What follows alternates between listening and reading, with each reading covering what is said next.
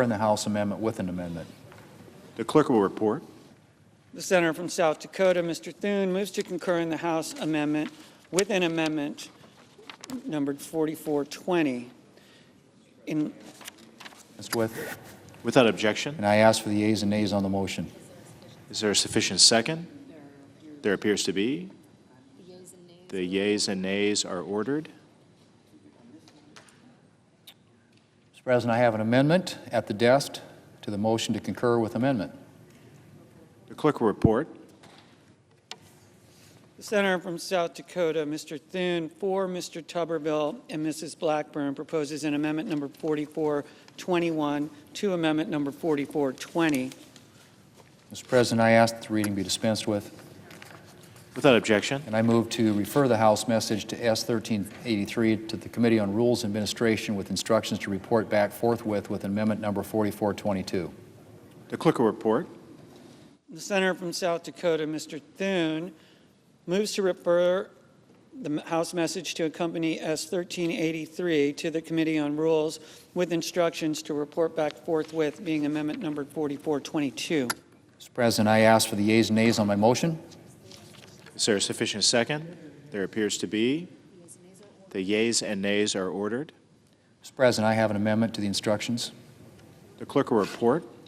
The senator from South Dakota, Mr. Thune, proposes an amendment number 4423 to the instructions of the motion to refer. Mr. President, I ask that the reading be dispensed with. Without objection. And I ask for the yeas and nays on my amendment. Is there a sufficient second? There appears to be. The yeas and nays are ordered. Mr. President, I have a second-degree amendment at the desk. The clerk will report. The senator from South Dakota, Mr. Thune, proposes an amendment number 4424 to amendment number 4423. Mr. President, I ask that the reading be dispensed with. Without objection. Thank you, Mr. President. The senator from Kansas. Mr. President, I rise today to say I support the Save America Act. And yes, even if that means ending the only barely more than 100-year-old filibuster, the silent filibuster, I'm still in favor of the Save America Act. As we've just voted to get on this bill, the Senate now begins a long and necessary process to advance the Save America Act. It's a straightforward bill that requires proof of citizenship to register to vote in our federal elections, along with voter ID and validating mail-in ballots. The purpose of this bill is about one simple thing: making sure only duly registered American citizens cast ballots in American elections. It's about making sure our elections are secure. Now, this shouldn't be controversial. Voter ID is supported by the vast majority of Americans, Republicans, Independents, and Democrats alike. Polls show that even around 70% of Democrats believe voter ID is common sense and essential for fair elections. It's something most of us do every day. Show an ID to board a plane, to open a bank account, to buy alcohol, to get a hotel room, to purchase some prescriptions. Why should voting, the most sacred act in our republic, be the only place where we don't ask for basic proof that you're eligible, that you are who you say you are? Yet here we are, instead of passing this with overwhelming bipartisan support, maybe even by unanimous consent, we're forced into a drawn-out battle because no one on the other side will join us. I thought a lot about this, Mr. President. You know what the real question should be? The real question that America should be asking their senator? Why won't just 10 Democrat senators cross the aisle and support simple voter ID? We shouldn't be having to have filibustering debates or 1,000 other rabbit holes we're about to go down. I would challenge those who, as Mark Twain once said, those who buy ink by the barrel, to ask my colleagues across the aisle, why won't you support voter ID? Now, my colleagues across the aisle, they're clever. They won't answer that question. They won't answer the simple question, do you support voter ID? They won't commit to that one issue. Instead, they're going to pivot. And they'll tell you what other part of the bill they don't like. They'll want to dive into parliamentarian procedures and Senate lore and traditions, but they won't answer that one simple question. Do you support voter ID? Just like 70% of your Democrat supporters do. And if we could start there, if we start there that we both agree that we need voter ID, agreeing on that one issue, then maybe we can piece together and compromise on the rest of the bill. But when you reject even something as simple as voter ID, we should continue to ask them, why won't you stand with the American people who want secure elections? Why won't you stand up and listen to the over 60% of Americans who are concerned about the integrity of our elections? Now, we all know that non-citizens aren't supposed to vote. It's already illegal. But without proof of citizenship at registration, we have no real safeguard. I can even hear President Reagan now, if he were here talking to the American people, trust but verify.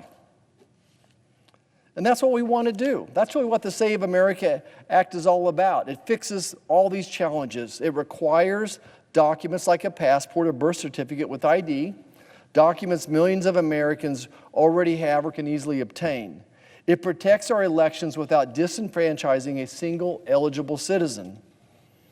Now, oh, by the way, to my colleagues across the aisle, if you have a concern or a better way to make our elections more secure and more fair, let's move forward. That encourages and empowers every legal citizen the opportunity to vote, then I'm with you.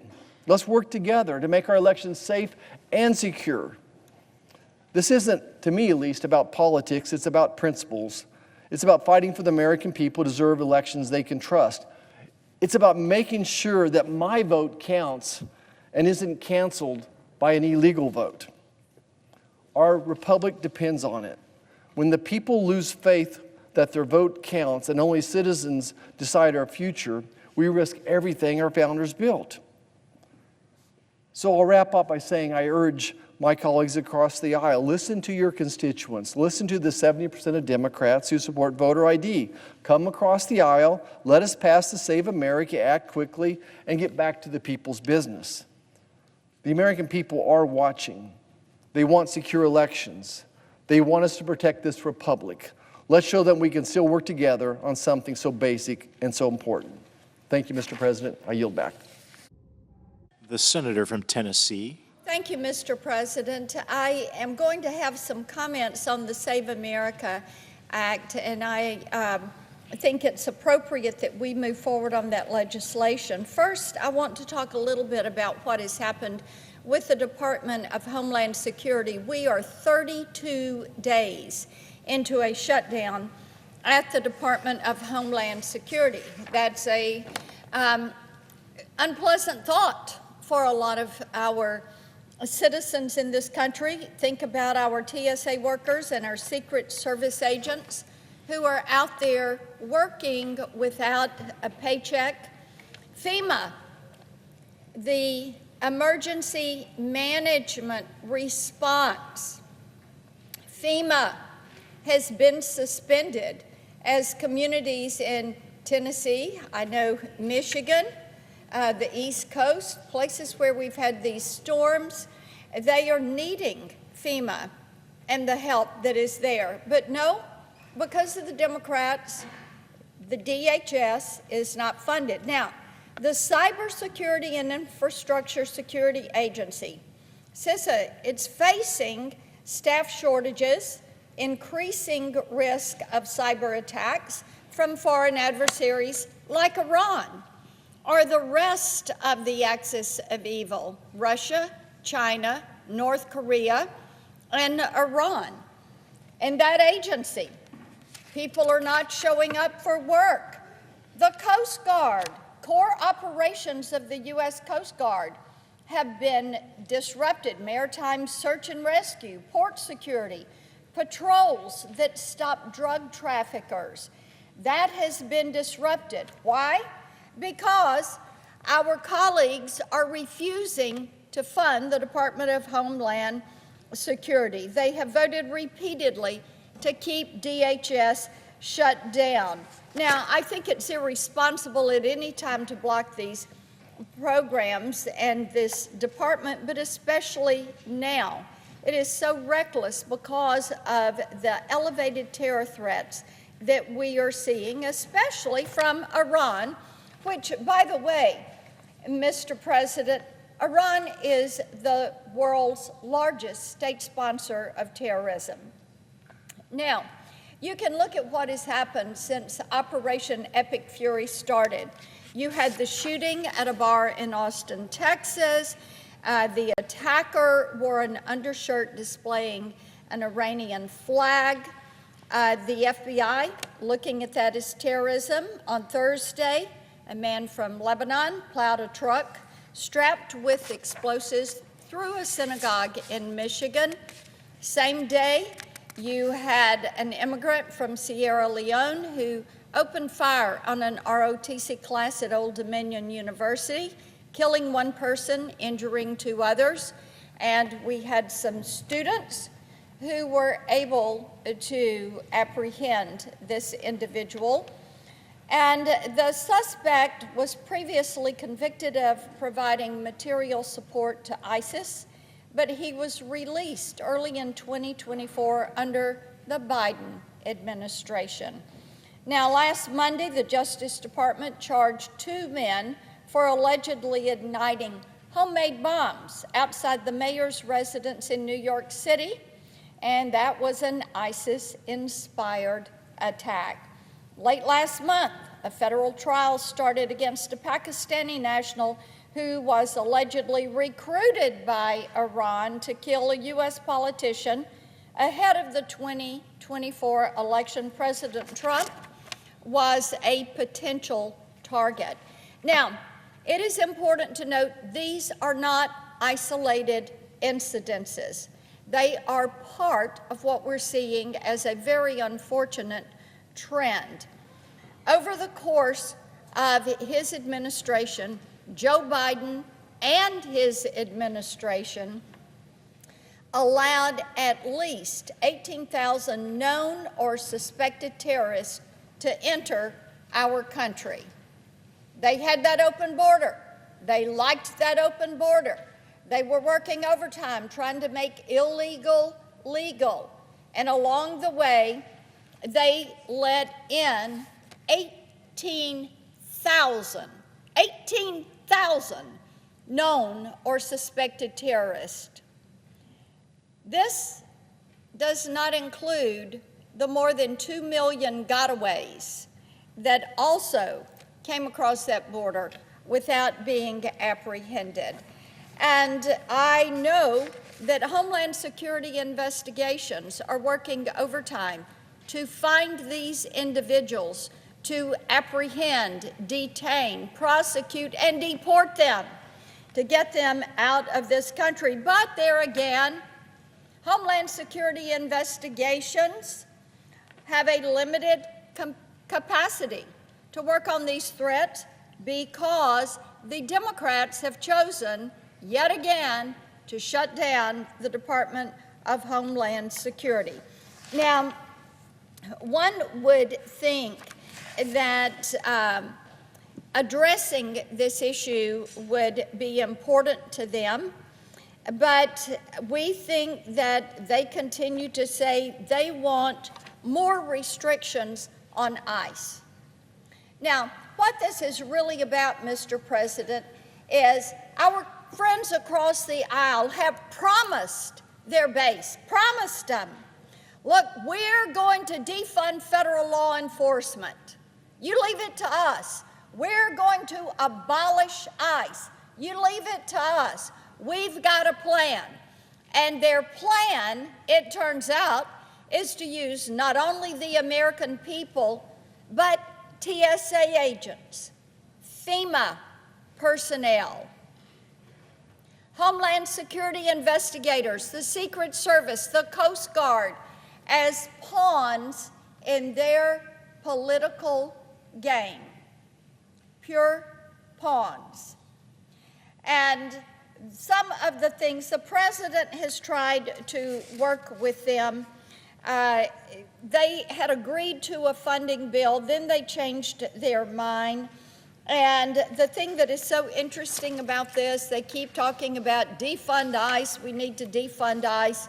ICE is funded through 2029. We did that in the working families tax cut. And what we have to look at is what the Democrats are doing is saying they would rather abolish ICE, open up our borders, and defund federal law enforcement than actually provide for the security of our homeland. Give paychecks that are earned. Give these paychecks to the TSA, to FEMA, the Coast Guard, and CISA. So I would encourage our colleagues to think about this and think about the danger and the risk that they are causing to our homeland, the stress that they are placing on TSA agents as they're trying to screen luggage to make certain that the flying public is safe. The inconvenience and the harm that is being caused to communities that really need FEMA to step in right now.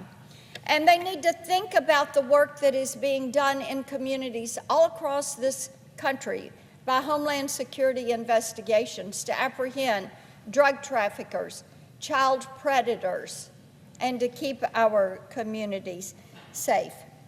Now, the other thing that, and my colleague from Kansas had mentioned the Save America Act, which I'm delighted that we are finally on this bill.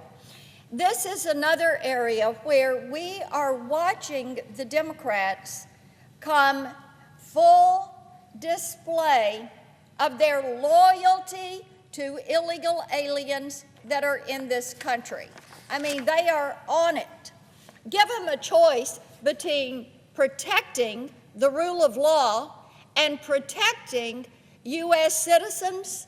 They're going to choose somebody illegally in the country every single time. That is really a disappointment to me, because the Save America Act is something that 83% of the voters in this country support. 83%. These are not my numbers. These are numbers from public polls. Anyone can go and look these up. Now, it is common sense that you are going to show a photo ID many times a day to prove that you are who you are. And it is common sense that everyone should show a photo ID when they go to the ballot box to cast that vote.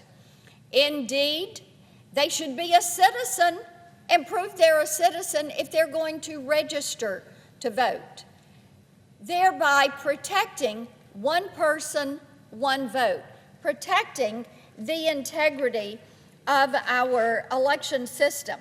This is a way that we help ensure that we preserve this system. You know, in Tennessee, where I reside, my state, my wonderful state, is ranked #1 when it comes to election integrity.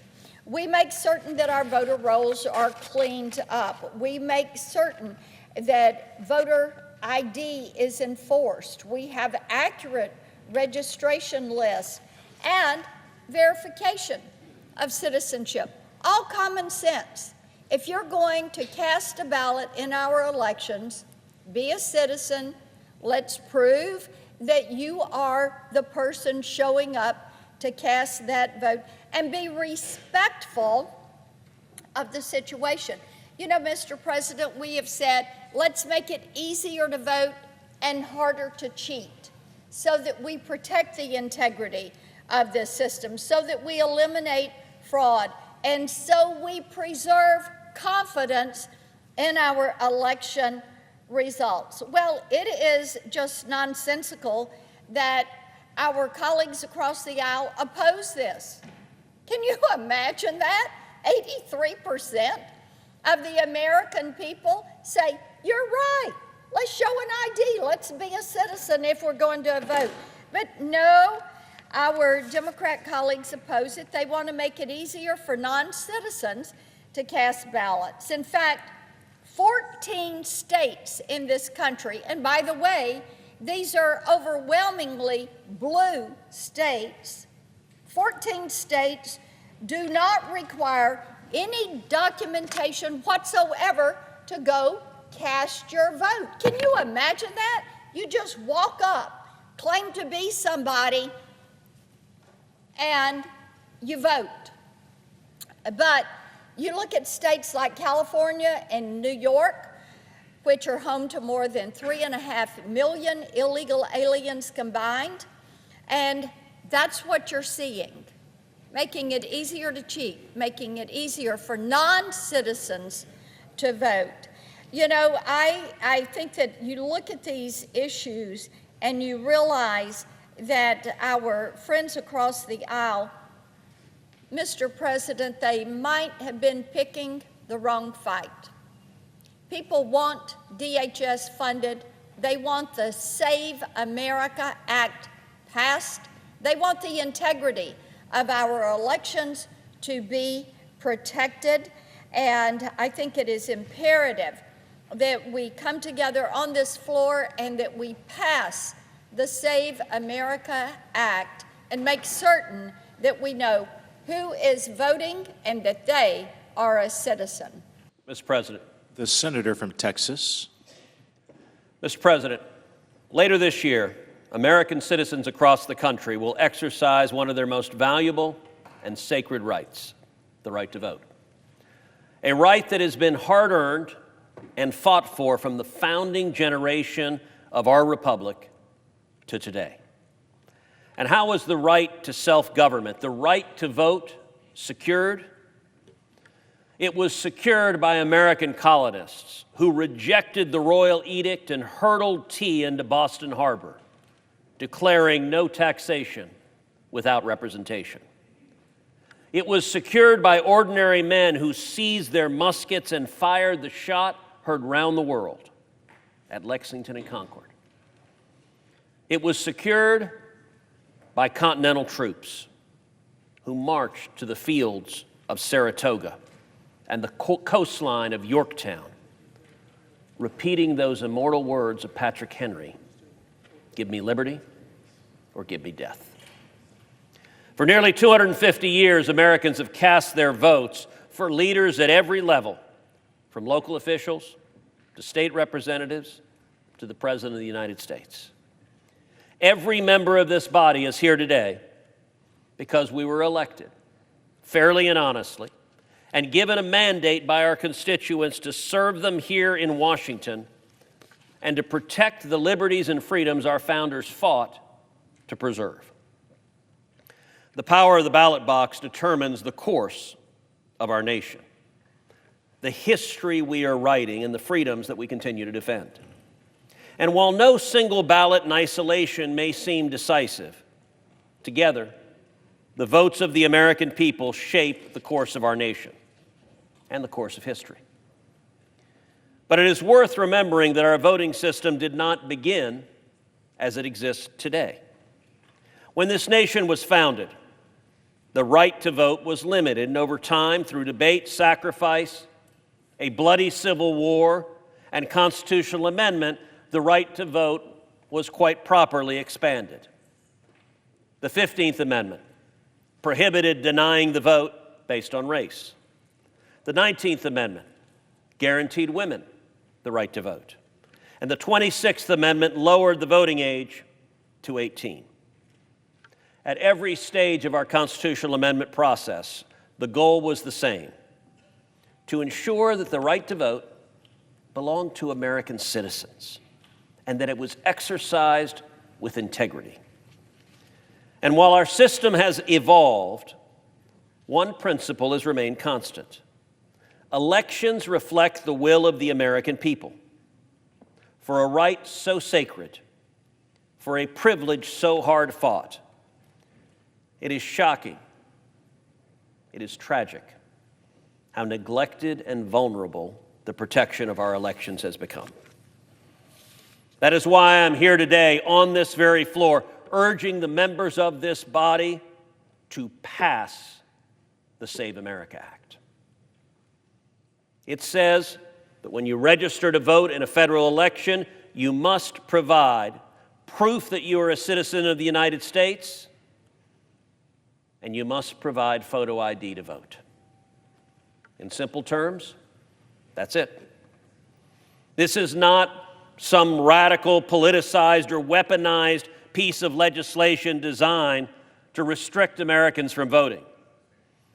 It is a common sense measure that protects the integrity of our elections by ensuring that American citizens and only American citizens are voting in them. Legitimacy in a democracy rests on two pillars. First, the mechanical integrity of the system to produce a valid result, and second, the public's confidence in that system. If either one fails, the system falters. If both fail, the system collapses. A system that cannot be trusted is a system that cannot govern. If you look around the world, between 2/3 and 3/4 of countries require some form of identification to vote. Why? Because it safeguards the integrity of their elections and reinforces public trust in their system. So it begs the question, why hasn't the United States fully embraced this standard? Well, for the last several months, we have heard claim after claim about how this legislation would somehow inhibit people from voting, that requiring identification is discriminatory, that the American people do not support voter ID. Mr. President, our Democrat colleagues are fond of bellowing into the TV cameras that photo ID to vote is Jim Crow. They tell us with mock earnestness. Now, I will admit, our Democrat colleagues should be experts in Jim Crow, because it was Democrat politicians who passed the Jim Crow laws. It was Democrat politicians who founded the Ku Klux Klan. It was Democrat politicians for decade after decade who enforced discrimination, separate but equal, poll taxes, and a host of other laws designed to prevent African Americans from voting. But do you know who has rejected their disingenuous claim that photo ID to vote is Jim Crow? The Supreme Court of the United States. Supreme Court of the United States, the state of Indiana, passed photo ID law requiring that you show a photo ID to vote, and a group of left-wing plaintiffs filed litigation challenging that. The case went all the way to the United States Supreme Court. At the time, I was the Solicitor General of the state of Texas. I led a coalition of states before the Supreme Court defending photo ID to vote. And the left-wing plaintiffs made the same argument that our Democrat colleagues make today, that requiring photo ID to vote would somehow disenfranchise minorities. The Supreme Court, by a vote of 6-3, rejected their argument. The author of the majority opinion was John Paul Stevens. John Paul Stevens was one of the great liberals on the court. He was not a conservative. He was not on the right wing. He was the leading liberal for years on the U.S. Supreme Court. He rejected that claim, and he pointed out that when someone votes illegally, they are stealing the votes of legal voters.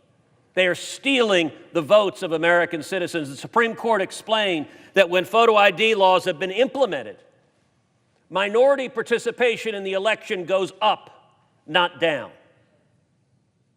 And the Supreme Court explained that requiring photo ID enhances the integrity of an election and the integrity of democracy. Now, our Democrat colleagues don't want to acknowledge any of those facts. And I guess it's understandable, because the American people have heard their specious arguments and they have rejected them. Mr. President, 81% of Americans support requiring photo ID to vote. But my Democrat colleagues might say, what about African Americans? Well, about 3/4 of African Americans in the United States support requiring photo ID to vote. How about Hispanics? More than 80% of Hispanics in America support requiring photo ID to vote. How about Democrats? Here's an astonishing statistic. If you get out of elected office, if you ask a Democrat on the street, 70% of Democrats in America support requiring photo ID to vote. The one group that doesn't are elected Democrats in the United States Senate and the United States House. And by the way, the premise of their argument that minorities, if you require photo ID to vote, are not going to be able to vote is frankly insulting. Mr. President, I'm proud to be an Hispanic American. I've been an Hispanic all my life. You know what I've got in my wallet? I have a driver's license. I look at my colleagues across the way. I feel confident they have driver's licenses in their wallets as well. Hispanics are not morons. African Americans are not morons. And when you claim minorities can't figure out how to get a driver's license, well, gosh, what do you need a photo ID to vote to do right now in America? You need a photo ID to purchase alcohol or to purchase tobacco. You need a photo ID to gamble or purchase lottery tickets. You need a photo ID to go into a bar. You need a photo ID to get on a plane. You need a photo ID to rent a car. You need a photo ID just to drive a car, not even rent a car, drive a car. You need a photo ID to apply for government benefits. You need a photo ID to enroll in college. You need a photo ID to open a bank account. You need a photo ID to check into a hotel. And I got to admit, this is my personal favorite. You need a photo ID, actually 2 photo IDs, to shovel snow in New York City. These are routine, everyday activities. The gallery is full. I feel confident everyone in the gallery who is not a child has a driver's license. And by the way, you wouldn't be admitted to the gallery if you didn't. And I feel confident every member of this chamber has done just about anything I listed well, except shoveling snow. I'm not convinced many of my colleagues have shoveled snow. Oh, they do shovel other things. The question is not whether Americans are bright enough to obtain photo ID. We know they can, and we know they do. The real question is, why would we not require the same level of verification for something as consequential and vital as voting? Are our Democrat colleagues saying voting doesn't matter? Or is it something else? Voting is not just another everyday activity. It rolls around every year, a few years, and it is the vehicle that protects the principles of our republic and safeguarding what matters. This legislation is necessary because there are individuals and systems that can undermine confidence in our elections if proper safeguards are not in place. And one of the most apparent ways that we've seen is through the masses of illegal immigrants that our Democrat colleagues let in through open borders over 4 years. During the Biden administration, more than 12 million illegal immigrants flooded into this country, the vast majority through my home state of Texas. Now, Mr. President, understand that was not an accident. That was not something the Democrats could not stop. That was their desired outcome. How do we know that? Because the instant President Trump was sworn into office for his second term, illegal border crossings plummeted 99%. Overnight. The Democrats said, no, Joe Biden can't secure the border. He needs new legislation. We now know that was a lie. It was objectively false, and they knew it was false. Well, if they could have secured the border for 4 years, and they chose not to, they chose to let murderers into this country. They chose to let rapists into this country. They chose to let child molesters into this country. They chose to let gangbangers into this country. They chose to let terrorists into this country. We've had 4 radical Islamic terror attacks in the last 2 weeks. Why, Mr. President, would the Democrats choose to allow more than 12 million illegal aliens to invade this country?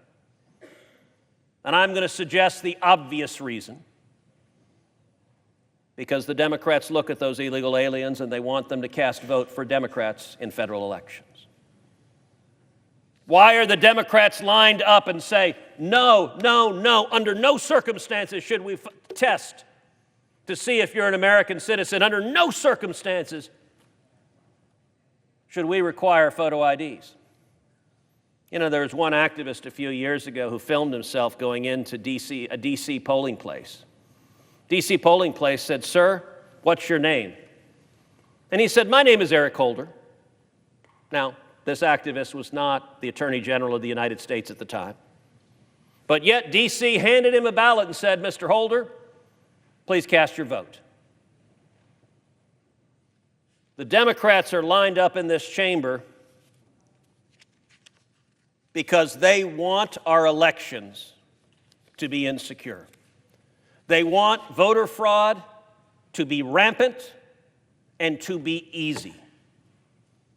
Ask yourself, do the American people have a difficult time buying a beer? Do they have a difficult time getting into an R-rated movie? Do they have a difficult time getting on an airplane? Well, yes, because the Democrats have refuses to fund the TSA, and so there are long lines right now. But the lack of a photo ID is not an impediment that stops people from flying. This debate is about something very simple. Do our elections matter? Does our democracy matter? And boy, Mr. President, I got to say, that is a phrase the Democrats love, that they are defending democracy. It's interesting, their voice usually drops an octave when they say that. They clutch their pearls, and that's just the men. Defending democracy is what they say. Ask yourself, why are they not concerned at all about 12 million illegals who they let into this country voting illegally? I'll submit, Occam's razor provides the simplest solution is usually the right one. The simplest solution is very clear. The Democrats in this body want illegals to vote for them. They want power enough that they are more than happy to undermine democracy, to try to seize power. I get that from their personal self-interest, but it is not in the interest of the men and women they represent. It is not in the interest of the people of America. This bill is rightly called the Save America Act. And Mr. President, if we were voting on the merits of what was good for America, what was good for democracy, what was good for American citizens, the vote would be 100-0. Although I would note on the other side of this building at the State of the Union address that you were at, that I was at, we saw why our Democrat colleagues are so adamantly opposed to this bill. President Trump turned to the Democrats on the right side of the floor of the House, and it gave them an opportunity to demonstrate with absolute clarity. He said, if you agree, our first priority should be to fight for American citizens and not for illegal aliens. Please stand. And every single Democrat in Congress remained seated. Not a one of them. I would note, as we're on the floor today, of the 47 Democrats in this body, only one is here on the floor. But a whole lot more were on the floor during the State of the Union. Every one of them chose to remain seated because they could not support the statement that we need to support American citizens and not illegal aliens. That's why they oppose the Save America Act, because they want to be handed power over this country by the illegal aliens they let into this country. That's why we need to save America. And it's why I urge every member of this body to pass the Save America Act. I yield the floor. Mr. President. Senator from Florida. Mr. President, I rise today to speak about something that unifies our country. Here in the Senate, often we talk about things that we disagree on. We're going to talk today about something that Americans agree on. The American people overwhelmingly want election security. They want our border to be secure. They want our election to be secure. They want to feel that their government is acting with integrity and fairness, and to have representative government that protects its people. I rise in support of the Save America Act. For many of us, this is a new fight. My good friend Senator Lee and I have been working to pass the Save America Act for years because we know this isn't just about election security, it's about protecting the future of our nation for all American families. The Save America Act is very simple. First, you need an ID to vote. Second, you need proof of citizenship to register in our elections. These aren't controversial ideas. In fact, the vast majority of Americans, no matter their party affiliation, their race, their gender, you name it, they support these ideas. And why wouldn't they? Americans want to know that our elections are both free and fair, that our democracy is safe. They believe in our country and that its citizens can make good decisions. They want to know that their vote counts and is not diluted by someone who is not a U.S. citizen. Americans deserve that because this question cuts to the very core of who we are as a country. To survive, a republic needs its citizens to know and trust that their vote is secure, that their vote matters, and that they can trust the outcome. People have died for the sacred right to vote, and that sacred right should not be diluted by non-U.S. citizens. And if Americans can't trust their elections or who is legally allowed to vote in them, then they can't trust that their elected officials actually represent them.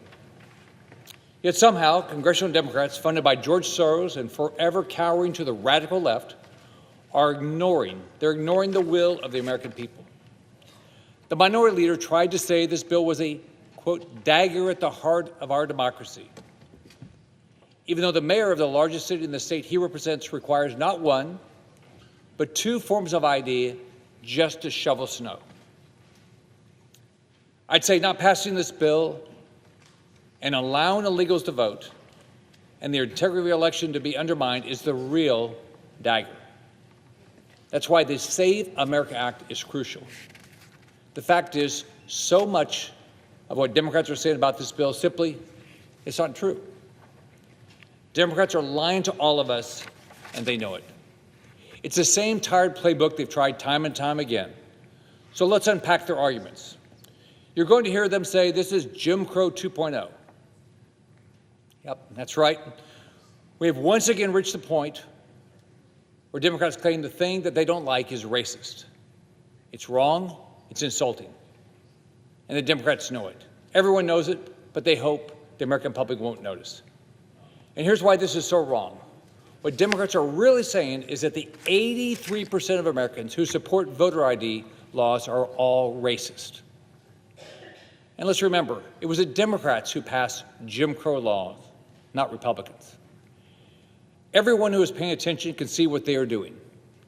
Democrats are openly calling most of America racist, and the mainstream media acts like that's normal. But the Democrats' attacks on hardworking Americans aren't done. If they call us all racist, they double down and say the Save America Act is an attack on married women. There's been a lot of talk recently about what is fair to women in America. The Democrats have said that the Save America Act is bad for married women. Liberals have also claimed that biological women need to shut up and accept that biological men can compete against them, shatter their dreams, sometimes their bodies, and steal their championships. Democrats somehow say that's fair. But you're not fair to biological women. And the most deranged members of the radical left have now convinced Democrats in Congress that it's okay to tell little girls that God made them wrong, then allow the mutilation of their bodies before these children can truly comprehend or consent to the consequences of hormone therapy or gender reassignment surgery. Now, I'm not a woman. I can confidently say that because, unlike the Democrats, I know what a woman is. And I'm married to an amazing woman. We've raised two incredible, smart, and strong women who now have families of their own. They're independent and can make decisions for themselves. They don't need anyone to tell them how to run their lives. And I'm lucky enough to have one little girl in my life who calls me Grandpa. Even at 5, she's very comfortable telling me what to do. While not a woman, I do have pieces of advice for the Democrats. One, stop telling Americans that women can't figure out how to register to vote because you want to keep illegals voting. Women are smarter than Democrats think they are, much smarter. And 2, stop destroying women's sports by telling Americans that women can physically compete with biological males. Stop telling Americans that just because a little girl wears shorts instead of dresses and wants to hang out with the boys instead of the girls, that's okay to permanently disfigure her. It's disgusting, and every Democrat here knows it, but they are too cowardly to tell the truth to the radical lunatics running their party. Thankful, when we pass the Save America Act, we will end these dangerous attacks on women by Democrats for good. Look around and acknowledge what the Democrats are doing. They're saying to women, don't support the Save America Act. You'll never figure out how to register to vote again. Do you realize how insulting that is? You think I ever would look at my wife or my daughters or my granddaughter and think they aren't smart enough, or in the case of my granddaughter, won't be smart enough to do what they need to do? Now, I'm not going to stand here and let Democrats in Washington claim that these amazing, strong, smart women cannot figure out how to register to vote. This is nothing but a made-up talking point from Democrats because they want to allow, here's their goal, they want to allow illegals to vote. It's real simple. I'm tired of hearing Democrats use every excuse in the book to allow illegals to vote in our elections. Now, we all know that Democrats can't win on their radical ideas, so they have to try to weaponize our elections. That's wrong. Americans who are perfectly capable of showing their ID to board an airplane, visit a doctor's office, and prove their citizenship deserve secure elections. We are only here today because Democrats have created a system in this country that has totally failed the American people, and Americans want secure elections. We must make sure Americans can have the faith that their vote counts and that the election results reflect the will of the people. We must put simple standards in place that a majority of Americans approve of, and that will help Americans trust that our elections are free and fair. And why wouldn't Democrats want to make certain that elections in the United States of America are free and fair? We want that for every other country in the world. Why wouldn't we want it here? The fact is, over the last decades, Democrats' priorities are totally out of whack with what Americans want. Under the Biden administration, Democrats purposely opened our borders, and our country was flooded by illegal aliens. The same illegal aliens that Democrats are now putting above Americans as they do everything in their power to destroy this bill. Then, when Democrats saw how enraged the American people were about their wide-open borders and all the crime they were allowing in this country, the left claimed we needed new laws to fix it. As we all know, in the case of our border security, that was a complete lie. But for election security, we do need new laws because the ones we have aren't strong enough. And President Trump, on his own, can't secure elections. President Trump secured our border, and now Congress must secure our elections. The facts are simple. Illegal aliens should not vote in American elections. We know it's happening, and we must do everything we can to stop it. Democrats will say it's racism, but they say everything is racism when they don't like it. Is it racist that before I board a plane I have to show my ID?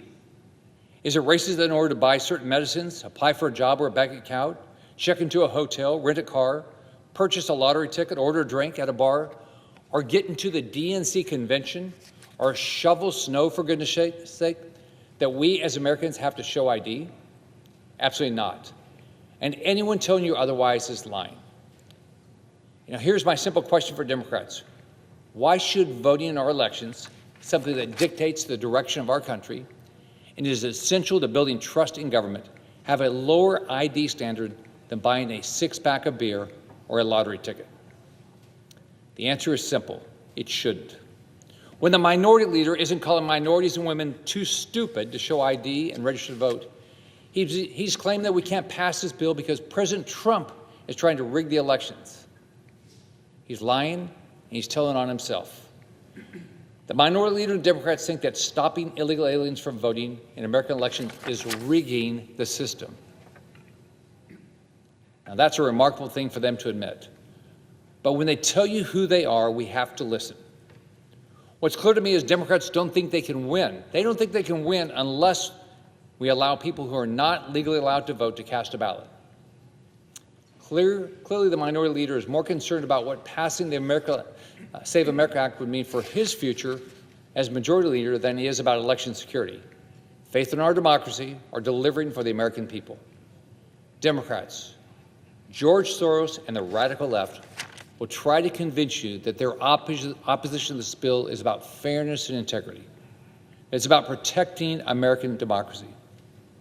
Don't listen to them. It's not fair for illegals to vote in American elections. I don't get to vote in the French elections or the British elections or the Canadian elections.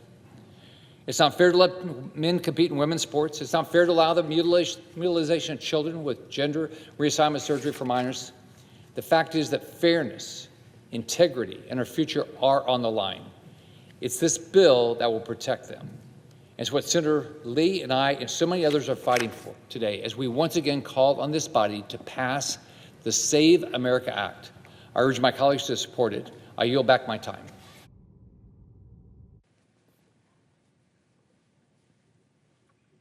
Mr. President. The senator from Montana. Mr. President, there's some issues we consider so logical and so obviously rooted in common sense that I got to believe the American people are sitting at home and wonder why Congress is even having this debate. And such is the case with the bill the U.S. Senate is considering this week, the Save America Act. Let me be clear, the bill before us today requires proof of citizenship when registering to vote, and it requires photo ID in order to vote in a federal election.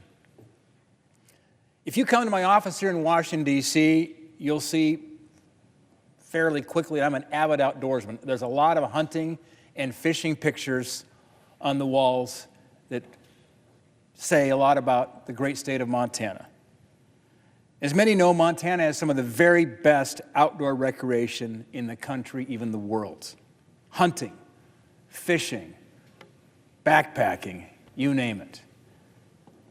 I remember growing up in Montana, my grandpa and my dad had a fly rod in my hand when I was still a little boy, before fly fishing was cool even, back in the early 70s.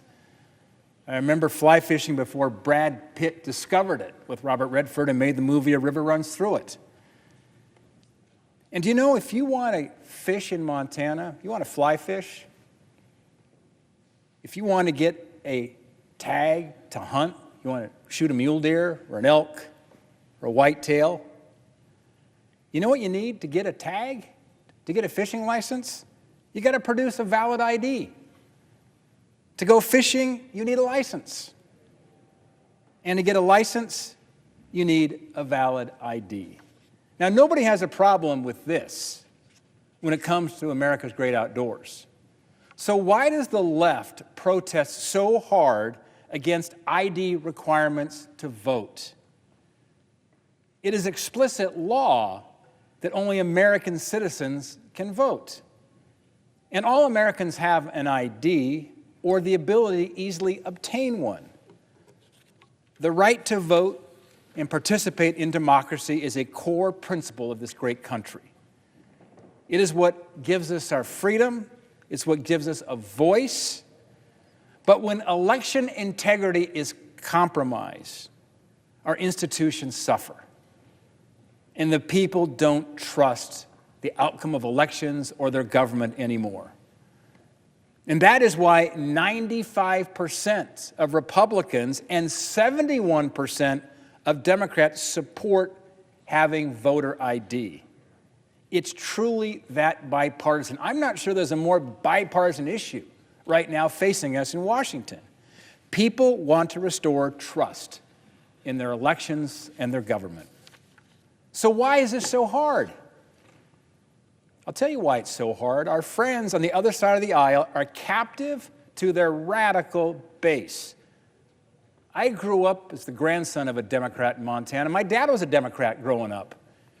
But this is a different kind of Democrat today. The radical base is steering the party that we debate with across the aisle here in Washington. Remember, under Joe Biden's border catastrophe, at least 10 million, and that's a conservative number, 10 million illegal aliens poured into the country unchecked. And in many states, these illegal aliens are eligible for driver's licenses, which makes it easier to illegally register to vote. And that's why you need to have proof of citizenship. That's why the Save America Act is so important. Requiring a photo ID is basic. It's common sense. It's non-controversial. It's time to get this done. I'm very grateful to my colleague, Senator Mike Lee of Utah, and my colleague, Senator Eric Schmidt of Missouri, who've been fighting so hard to get this bill across the finish line. I urge the rest of our colleagues to get on board, support the Save America Act, stand up for election integrity, and vote for the Save America Act. Thank you. The senator for Missouri. Thank you, Mr. President. There are moments when the Senate is asked whether it will merely manage decline or whether it will still govern. This is one of those moments. What is before us today is a test of whether the Senate still understands what it's for, a test of whether Article 1 of the Constitution still means what it says, that Congress possesses the power to write the rules of the road, a test of whether this body still exists to defend the American people, strengthen the Republic, and use constitutional authority for the common good. That is why I rise in support of my substitute amendment to the Save America Act. And it comes before us at a fitting hour in our nation's life. America is approaching her 250th birthday. We're taught in schools to think of the American founding as though it were unimaginably far away, sealed off behind glass. But 250 years is smaller than it seems. President John Tyler was born during the first Congress in 1790. He was born in the very infancy of this republic. President Tyler's last living grandson died only last year. That is how near the founding still is, and how recent this great experiment in self-government remains. And if the founding is that near, then our duty is that much clearer. We're not the curators of a dead tradition. We are the stewards of a living republic. Our republic was founded on a daring claim that free people could govern itself. Not that a free people could drift forever. Not that a free people could live off inherited greatness while its leaders refuse every hard question. Not that a free people could dissolve every boundary, mock every limit, and still expect to remain free. No, the American founding rested on a harder truth. Liberty is fragile, and so it requires structure. Man is fallen, and so self-government requires virtue. A republic requires citizens, truth, and the courage to defend both. That's why this bill matters. Some may say this bill will say these titles. Some will say that this bill and all of its titles don't belong together. That five-pronged, three-titled amendment is just a package, or a wish list, or a collection of unrelated priorities. But that only proves they do not understand what time it is, and they don't understand what our republic is. The five-prong and three titles of this amendment are united by one central question. Will American law still defend the basic conditions of self-government? Title I, Save American Voter, says the franchise belongs to its citizens and voting should be secure. Title II, Save American Sports, says that women's sports exist for women and girls, acknowledging biological reality over a legal fiction imposed by elite ideology.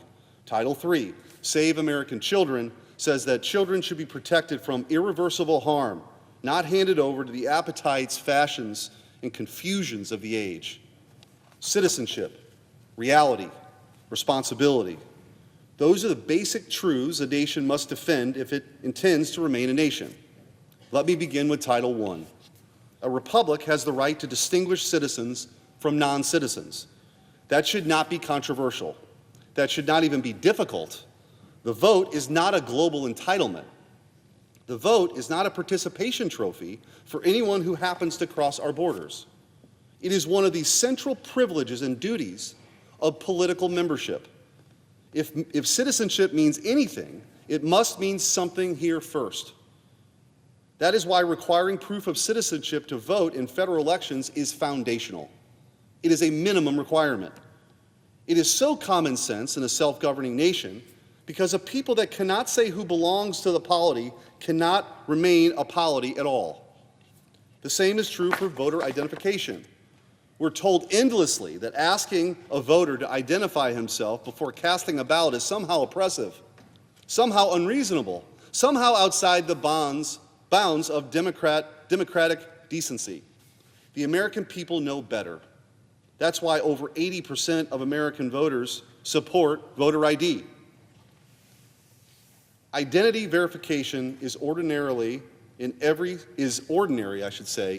serious sphere of life.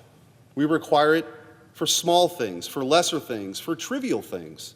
There's nothing wrong with requiring lawful voters to identify themselves before participating in the elections of those who will govern the United States of America.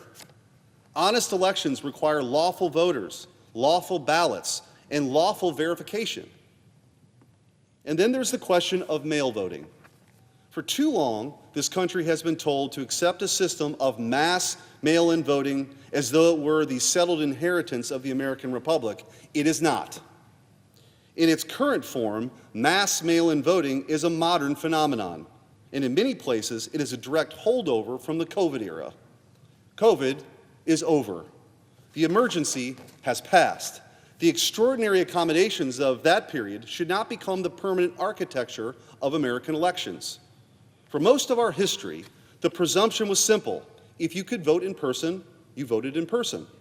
You appeared before lawful election officials. Your identity could be verified. Your ballot could be secured. The chain of custody could be protected. The people could trust what they were seeing. That is not cruelty. That is not oppression.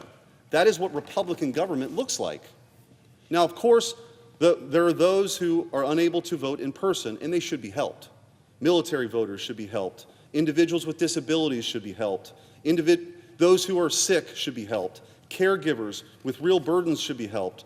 Those with genuine, qualifying hardships should be helped.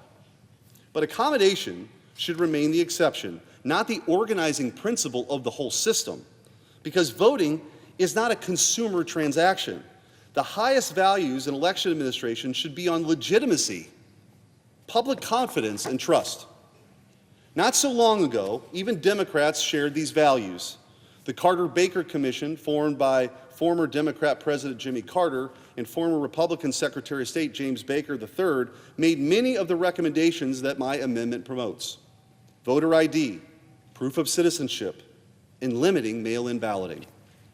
Democrat senators may not support these provisions, but their voters do. 71% of self-identified Democrats support voter ID. A free people should want its elections to be visible, accountable, and resistant to bad actors. That is what Title I is trying to restore. Not the denial of lawful voting, but the integrity of lawful voting. Not confusion, but confidence. Not looseness, but legitimacy. I know this issue because I have experienced these fights myself. When I served as Missouri's Attorney General, I fought in court and defended our state's election integrity laws against a coordinated assault from the left in 2020. The left's dark money-funded elections super lawyers did not merely challenge one rule here or there. They challenged the very idea that we can get serious rules to protect the ballot, deter fraud, preserve order, and sustain public confidence in the vote. They came for the safeguards that made elections credible. They came for the principle that absentee and mail voting must be governed by rules. They came for the simple proposition that the people are entitled not only to cast a ballot, but to trust the system by which ballots are cast, handled, counted, and certified. And Missouri won.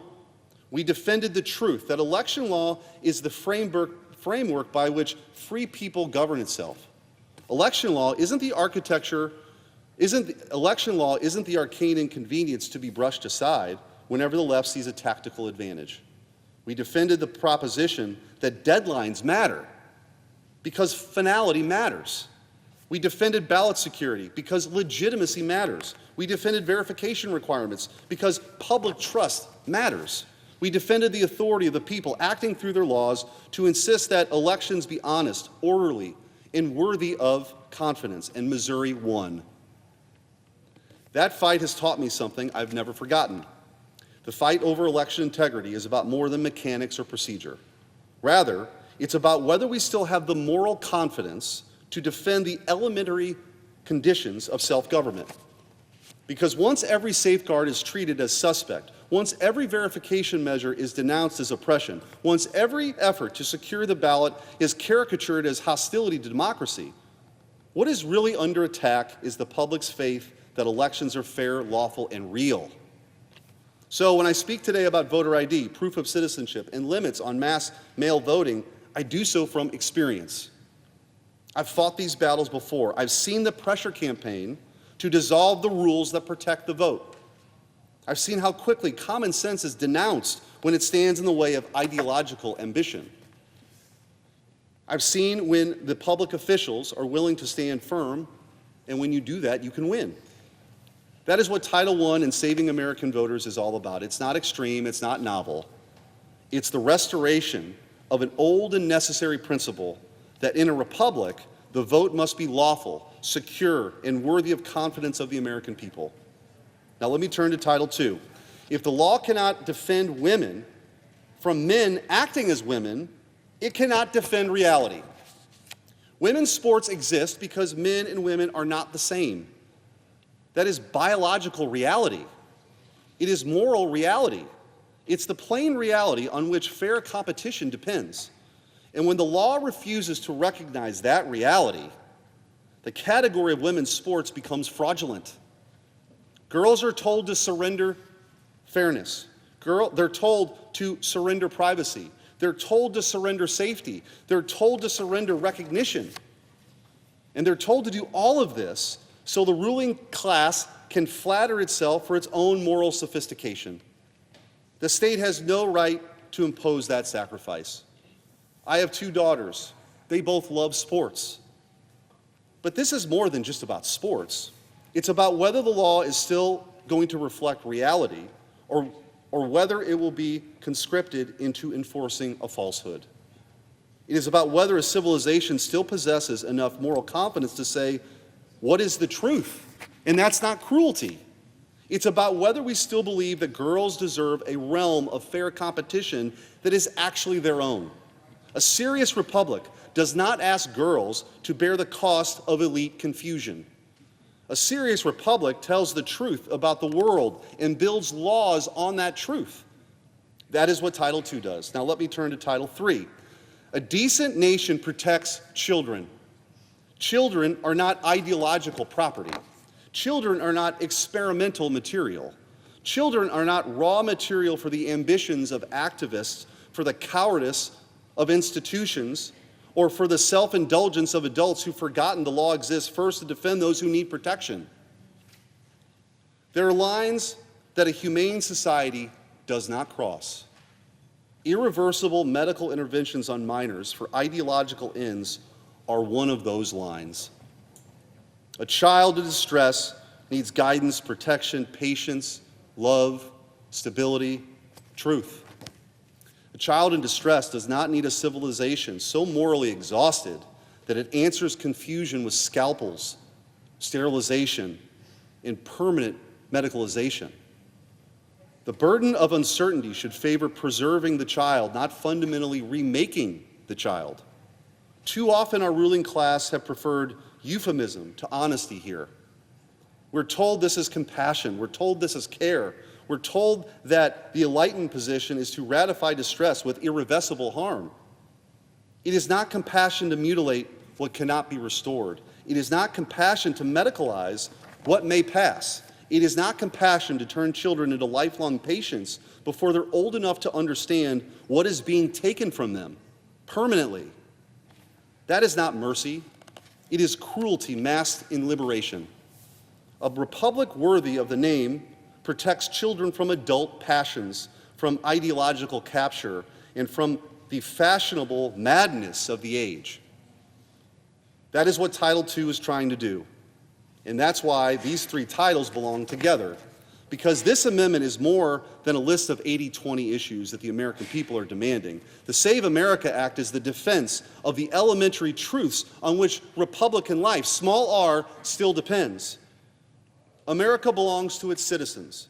Men and women are real. Children should be protected from permanent harm. If a nation will not defend these truths, it will not defend truth for very long. If a nation will not defend these boundaries, it will not keep any boundary for long. And that brings me to this chamber itself. Americans still love Mr. Smith Goes to Washington for a reason. They love it because they still want to believe something about this institution. They want to believe that the Senate, a uniquely American invention, can be used for the common good. They still want to believe that conviction can defeat cynicism. They want to believe that a man can come here and fight for his country rather than merely manage its decline. Well, here's our chance to prove that hope is not foolish. The Senate is not a museum. It is not a visiting angels retirement village for proceduralism. It is not here merely to confirm nominees, pass omnibuses, and fund the legislative achievements of long-dead men while the living nation loses confidence in its own government. The United States Senate is here to legislate in defense of the American people. The Senate is here to draw lines.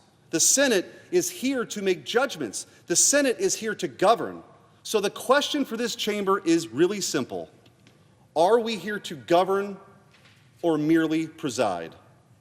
Are we here to act for the people or simply explain why action is impossible?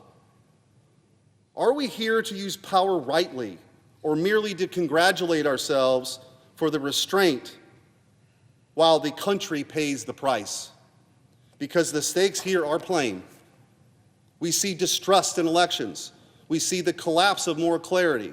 We're seeing girls told to accept injustices as progress. We're seeing children offered up to the altar of extreme ideology.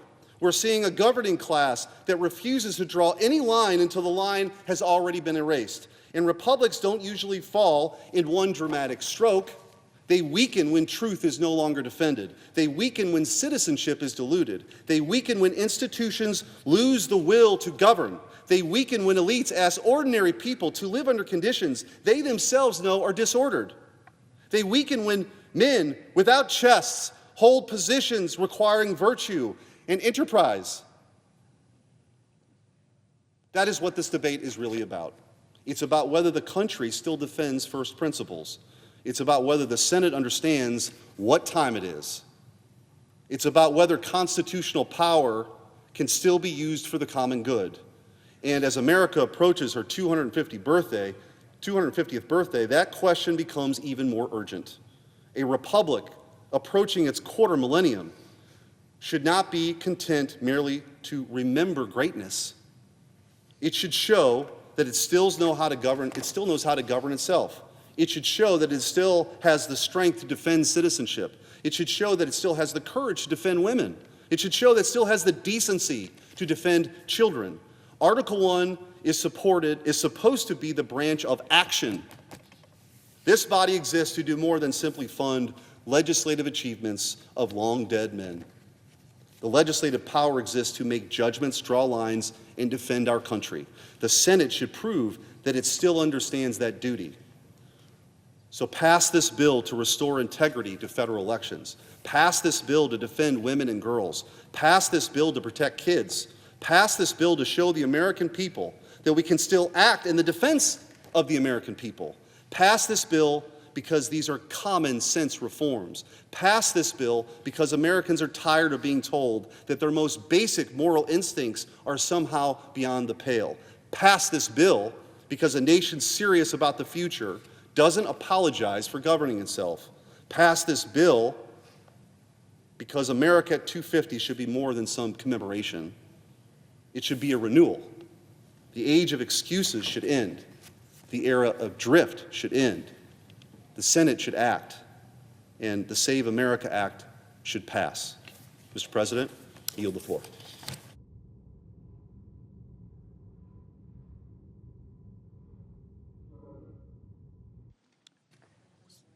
Senator from Missouri.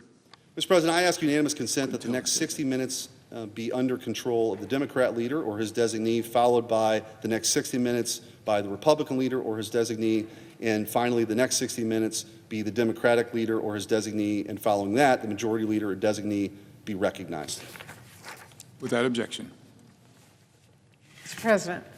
Washington. Thank you, Mr. President. Mr. President, you know, when it comes to broken promises, seems like Trump and Republicans have raised every price they ever said they would lower. Costs on groceries, with Trump's sweeping tariffs, the largest tax increase on working families in American history. They sent energy costs higher by canceling clean energy projects. They sent gas prices skyrocketing by starting a new war in the Middle East. And they let healthcare premiums skyrocket for patients, doubling, tripling, and more through sheer indifference. And now, desperate to avoid the wave of angry voters who Republicans had promised lower prices and no new wars, Republicans are even going to raise the cost of voting, because their Save Trump Act would nickel and dime Americans who are just trying to vote, but have to slog through one new Republican roadblock after another. Under a Republican's bill, one of our citizens' most basic freedoms now comes with a price. And it comes with a lot of brand new hurdles that serve no purpose but to trip people up. Some folks will have to shell out for a copy of their birth certificate. Some will have to get a passport, and that's $165, by the way. Some folks will have to travel hours away to register in person, costing time and travel fare, or maybe gas costs, which Trump is now sending through the roof. And that is not the half of it. Just consider all the people who will face new challenges just to vote for no good reason. If you are a student who just moved to start college, Republicans will make it harder for you to vote. Because if this bill passes, you will need to show a photo ID and proof of citizenship in every single state. But a student ID won't count. Many tribal IDs also won't be enough under the new Republican restrictions. If you are a married woman who changed her last name, like me and the overwhelming majority of moms across the country, Republicans will make it harder for you to vote. Because you would now have to bring an ID, proof of citizenship, and some additional paperwork showing your name change. That could affect 70 million people.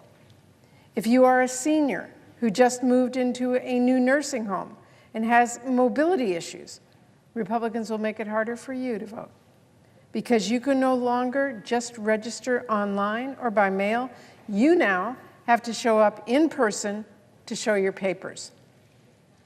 Voting will also be harder for rural families, far from any place where they could show their papers and register in person. In Washington State, we have a lot of families who might have to take a ferry just to register to vote.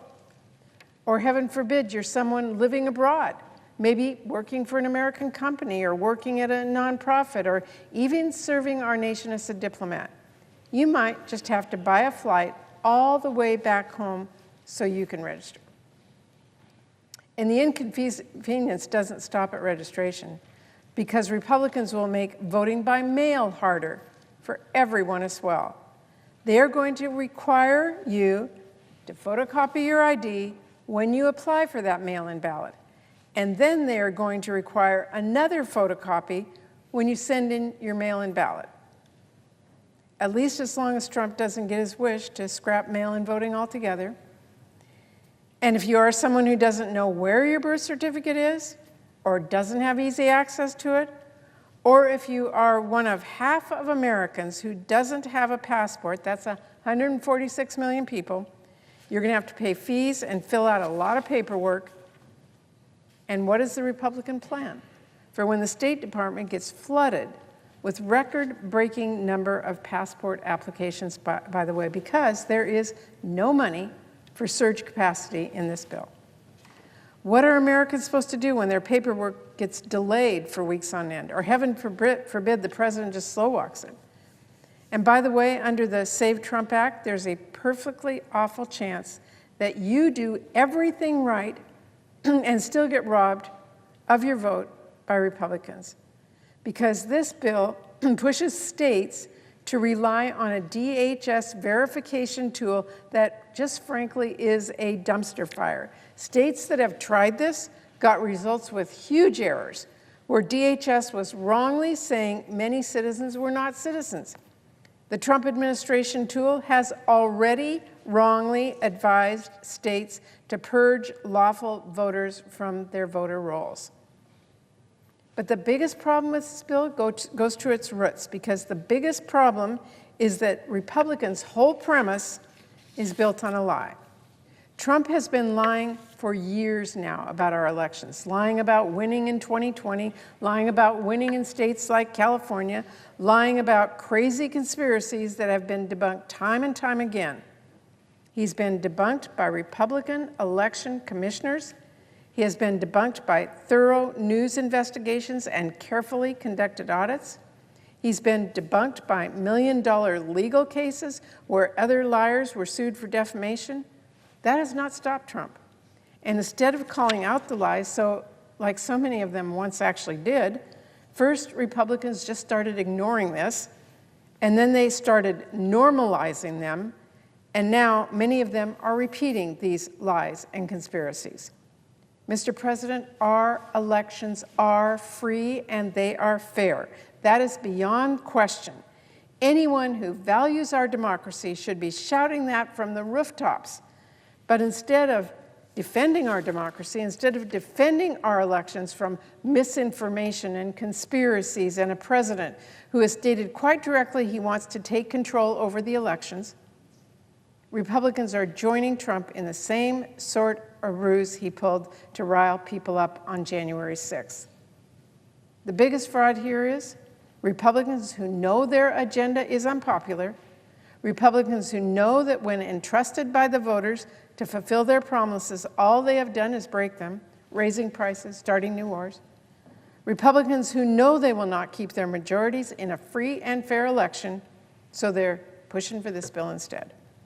Mr. President, this is not how elections work. This is not how America works.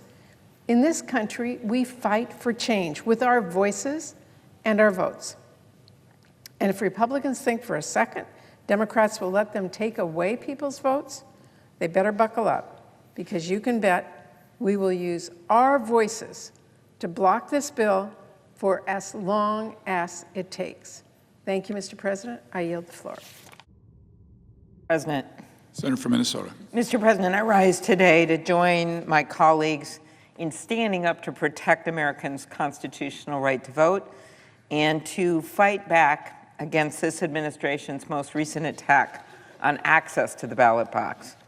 Instead of making the case to Americans about policies and what you want to do and why you think it's important to have, say, the tariffs that in my state are wreaking havoc for our farmers with more yet to come, this legislation would actually be an end around of the voting process. This legislation would make it hard for a whole bunch of American citizens to vote, which appears to be the end game given what the president has said about it. By his own admission, he said that passing this bill will guarantee the midterms. That's not my quote, it's an exact quote from the President of the United States. The Save America Act will kick American citizens off state voter rolls. And how is this happening? Well, this is a complete invasion of the privacy of voters. It makes state secretaries of state give the voter rolls, the voter information, the voter data to the Department of Homeland Security, as in the same agency that brought us ICE, and then run that information through some kind of Doge-like system that's somehow going to spit back out to the states which voters they should kick off the voter rolls. Then the bill also creates these bureaucratic hurdles that make it complicated and costly for American citizens to register to vote or change their registration, particularly for the 69 million women who have chosen to change their name when they get married. Why should they be penalized? And millions of American citizens don't have the specific document required by this bill to prove citizenship, because this bill won't allow for driver's licenses anymore. You've got to produce other documents, like a passport or a birth certificate. More than half of Americans don't have passports, and they cost at least $165 to get. Birth certificates can cost $30. In my state, they're $24. And they can take tons of in-person time to obtain. Anyone that's ever had that experience, maybe for some other purpose, that you have to get your birth certificate, that's not always as easy as people think. And this bill also requires people to register to vote in person at their election offices, effectively ending proven and popular methods of registration used by millions of Americans in Democratic and Republican-led states all across the country, like online and mail-in registration. This would be a significant barrier for registration for millions of voters, especially for people in rural areas who have to drive hours to get that registration completed now. Rural Americans in many places would be forced to travel an average of about 4 hours round trip, and some voters in Alaska and Hawaii would be forced to take a flight just to register in person. This bill creates chaos, but maybe that's not the motivation of some of my colleagues. But I do believe it's the motivation of the president, who basically said, quote, "It will guarantee the midterms."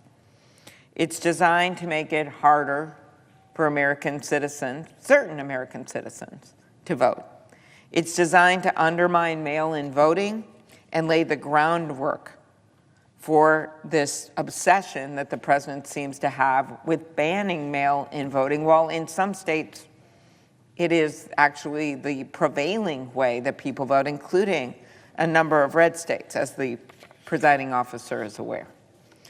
Because the administration can read the polls, they see that there is major concern in Americans with high costs. So instead of maybe passing a different bill, which we could call the Save America's Money Act, which would be doing something about these gas prices, when we know what's happened now, gas prices are up 30 or 40 dollars a barrel, $30 to $40 a barrel, and every $10 an increase for a barrel of oil is a $450 a year increase for the average American family. For the second time ever, the average price of diesel has reached $5 per gallon. Look what's happening with groceries.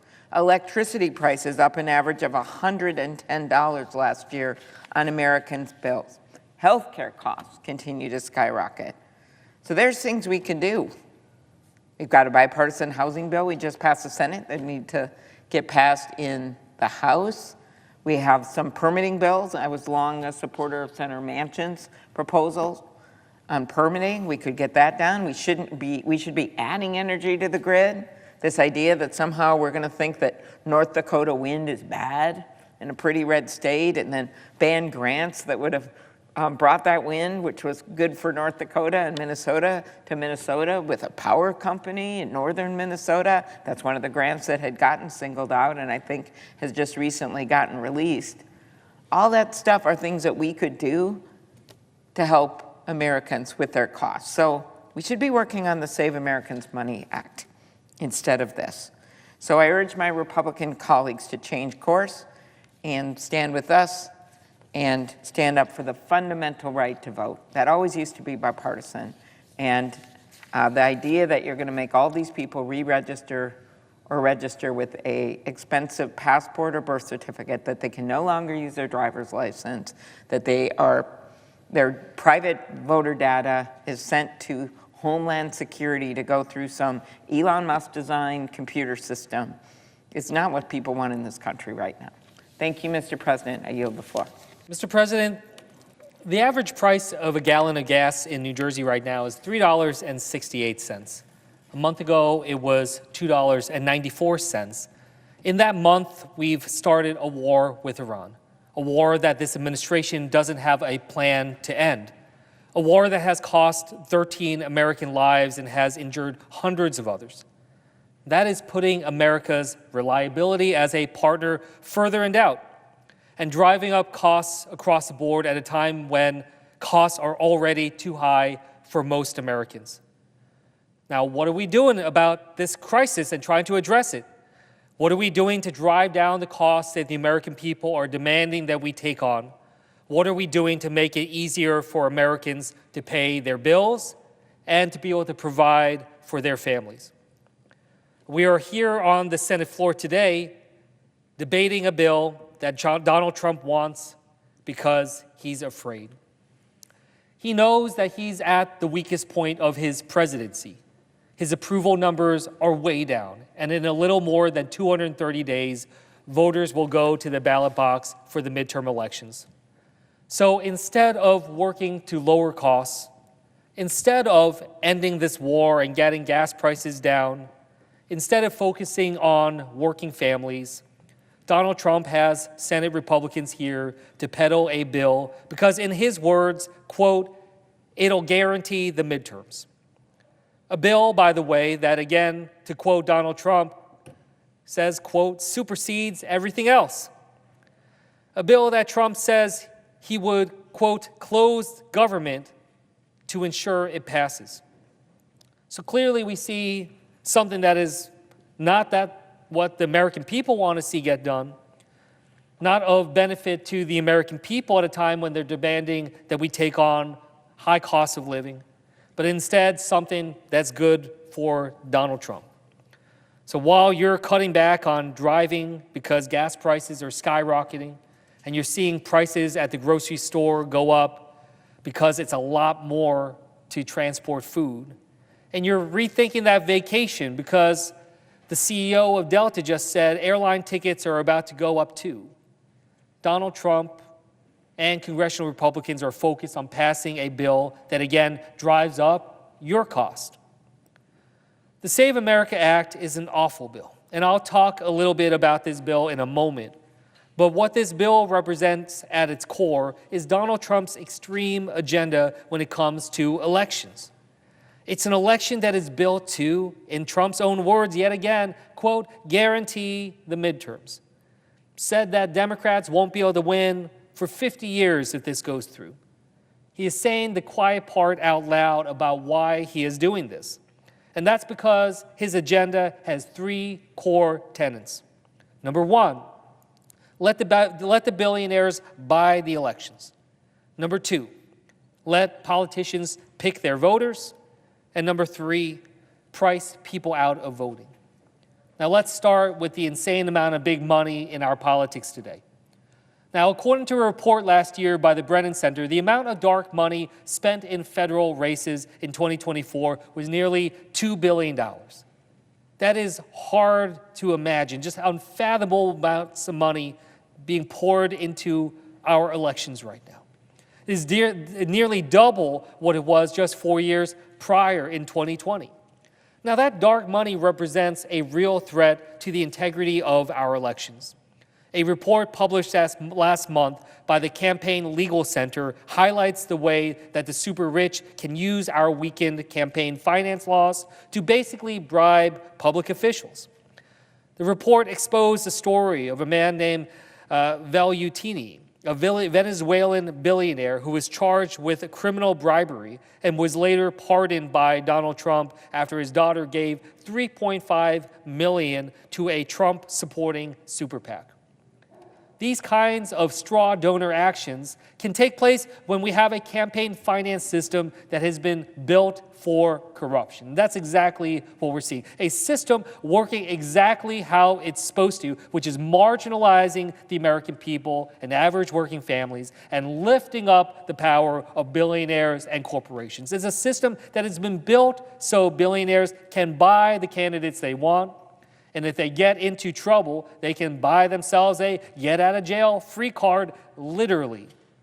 If my colleagues are concerned about election integrity, getting $2 billion of dark, corrupt money out of our system would be a good place to start, and I think you would find bipartisan support to be able to take that on. Now, the next place is getting rid of a system that Donald Trump has supercharged, where politicians get to pick their voters, not the other way around like the Constitution says it should be. Gerrymandering has never been weaponized like what we're seeing right now under the direction of Donald Trump. He's so afraid of losing the House of Representatives that he's threatened members of his own party who didn't want to go along with his plans. Just a few months ago, he targeted Republicans in Indiana, saying that, quote, anyone that votes against redistricting will be met with a MAGA primary. So we have a system championed by Donald Trump that lets billionaires buy the elections and politicians pick their voters. So where does that leave you? Where does that leave the American people? Well, if this bill passes, it'll make it harder for people to be able to vote. It'll make it such that they have to pay for a constitutional right of voting, which is so sacred to our democracy. Voting shouldn't cost people extra money. It shouldn't require you to be able to have a poll tax. For millions of Americans, they'll need to potentially scramble to get a new form of ID. Now, maybe my colleagues will say, oh, just go get a passport. Well, look, a new passport costs $165, and to expedite it in order to vote costs much more than that. And we need to be able to deliver that quickly, so that's an added $22 on top of that. That's nearly $250 for your right to vote. That's nearly $250 when this administration has hurt our ability to get health care, be able to fill our tanks with gas, to be able to get groceries. They've made it more expensive across the board, and they've given massive giveaways to those at the very top. This bill will make it harder for married women to vote if their current legal name doesn't match the name on their birth certificate. How does that make sense? And it will make it harder for seniors and young people to vote by throwing up new restrictions on mail-in voting, requiring seniors and others to have to go and register in person when they haven't had to do that before. Why is it that we are trying to make it so hard for Americans to be able to vote? But then you realize that's the point. That's actually the point of this all. Trump wants it to make it harder for you to vote and make it easier for him to have his bidding. Why else did we see this happening right on the tail of so much of what he was doing and pushing gerrymandering so blatantly against our Constitution and our laws? Trump wants to make this more expensive for Americans to vote because that makes it easier for him and his supporters and his donors to be able to buy their way to power. He wants congressional Republicans to cease doing anything else and pass this bill so he can, quote, guarantee the midterms. Well, that's not what the American people want. They want a choice. It is their choice. They are supposed to be in the driver's seat of their democracy. The American people want our election to be secure. I want our elections to be secure. I want to make sure that voters can have full faith in our electoral process. I've been fighting for years to get dark money out of our politics, to reverse Citizens United, which I believe is going to go in the history books as one of the most dangerous moments of our democracy that has unleashed a torrent of dark money and problems and this nightmare that we're seeing ourselves in. I've been fighting to end the practice of letting politicians pick their voters since my first day here on the House side, and I even stood up to my own party in New Jersey by suing to fix a broken ballot that let power players pick candidates, not voters. This is not about partisanship. This is about delivering for the American people and preserving their ability to be able to drive our democracy. We have real work that we can do to make our elections safer, get rid of this dark money, and make sure the voters get to pick their politicians. But that's not the bill that we have before us. That's not the bill that Donald Trump is pressuring my colleagues here to push through. Instead, this bill is a distraction from Donald Trump's failures and a desperate attempt to compensate for the power he sees slipping away right between his fingers. We can't let him do this. We can't let him distract us from the real problems our constituents are facing today. $3.68 a gallon in New Jersey for our gas. Let's put an end to this distraction. Let's stop doing Donald Trump's bidding to hold on to power and do what we're supposed to do, which is focus on what the American people want. which right now is so clearly about lowering prices that they see skyrocketing every single day. That's what we're here for, and that's what they want us to do. Thank you. I yield back. Senator from Virginia. Thank you, Mr. President. Let me, first of all, thank my colleague and friend, the senator from New Jersey, who I think has brought a fresh voice, incredible energy, somebody who's got a history as well of working extraordinarily well in national security issues. And I agree with virtually everything he just said. This is a bit of a distraction. And I think part of the reason it's a distraction, Mr. President, is that at the end of the day, this president has frankly refused to acknowledge that the American people's will in 2020 was not to rehire him. He cannot accept the legitimate outcomes of the 2020 election. Despite officials from his own administration calling the 2020 election the most secure in American history, the president continues to promote unsubstantiated claims of voter fraud. And that's after investigations from multiple courts and states' attorneys generals and election officials from both parties strongly declaring that there was no evidence to support allegations of substantial fraud. Simply put, the 2020 elections were certified, litigated, and affirmed.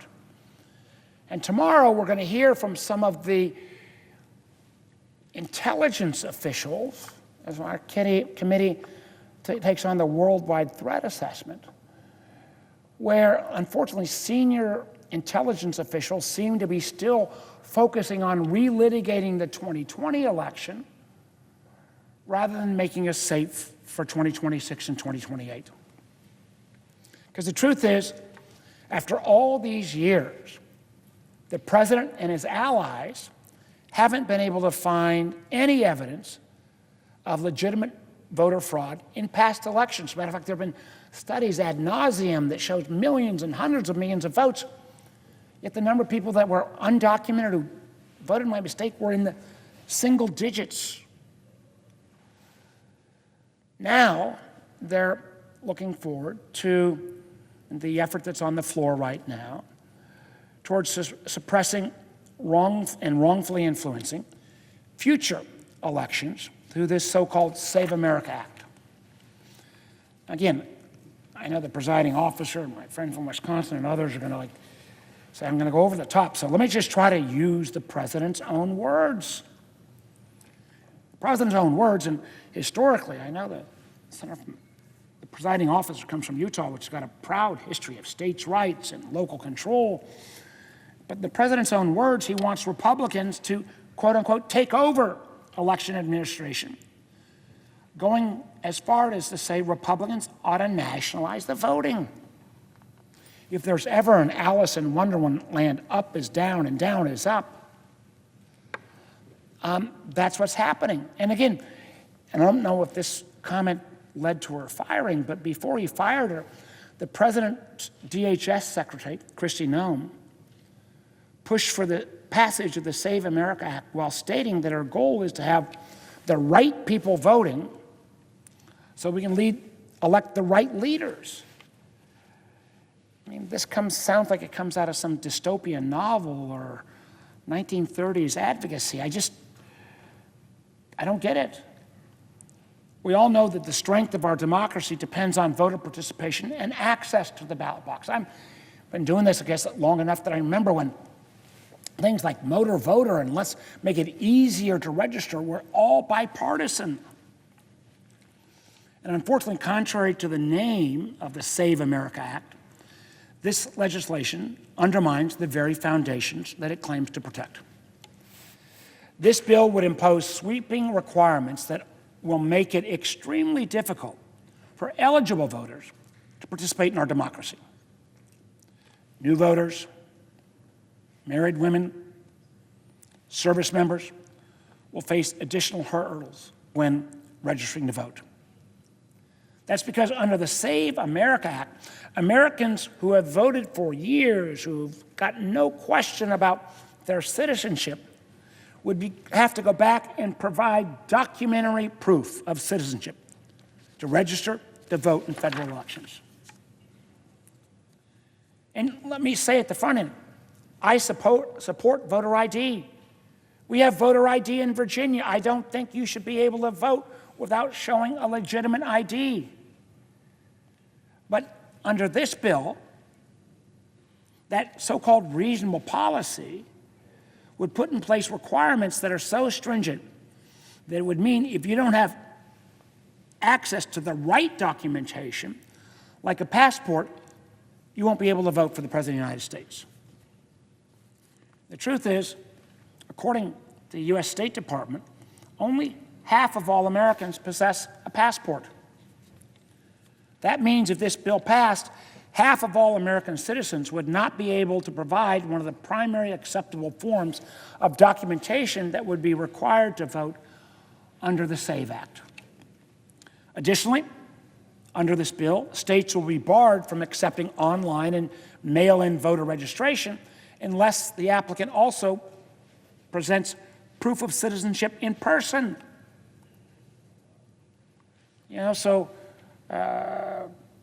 somebody who made the choice to change their name, who's now 85 years old and's got to go back and find a birth certificate or get a passport, and then has to show up in person to kind of get registered again, even though she's been voting for the last 50 years with no question about her citizenship. This effectively, frankly, guts online and mail-in voter registration process that are available across many states, creating, I think, an unnecessary burden for all voters, particularly rural voters, senior citizens, and individuals with disabilities. And disproportionately, I see my friend from California here, it has been states in the West, whether it is Oregon or California or Utah, that have used these tools to get more people involved. The fact is, these efforts don't make our elections more secure. All this does is disenfranchise millions of eligible voters. My view is the goal of the SAFE Act is more about cutting out voters and suppressing the vote than it is about saving anything going forward. Now, we're having this debate, and we're going to probably go through lots of procedural antics that most folks won't understand. I just wish that my Republican colleagues would come back to what I think we should be spending all our time on. If we're going to spend all night, let's focus it on funding TSA, FEMA, CISA, the Coast Guard. And frankly, I believe we need to fund all the folks at Customs and Border Patrol who aren't assigned to Interior immigration enforcement. So last week, Senator Murray and Senate Democrats attempted to say, hey, we got to debate about ICE. We got to debate about some of the CBP people who are doing domestic enforcement. If we can't come to an agreement there, let's fight over that. But let's not make sure that we hold all of these other folks hostage.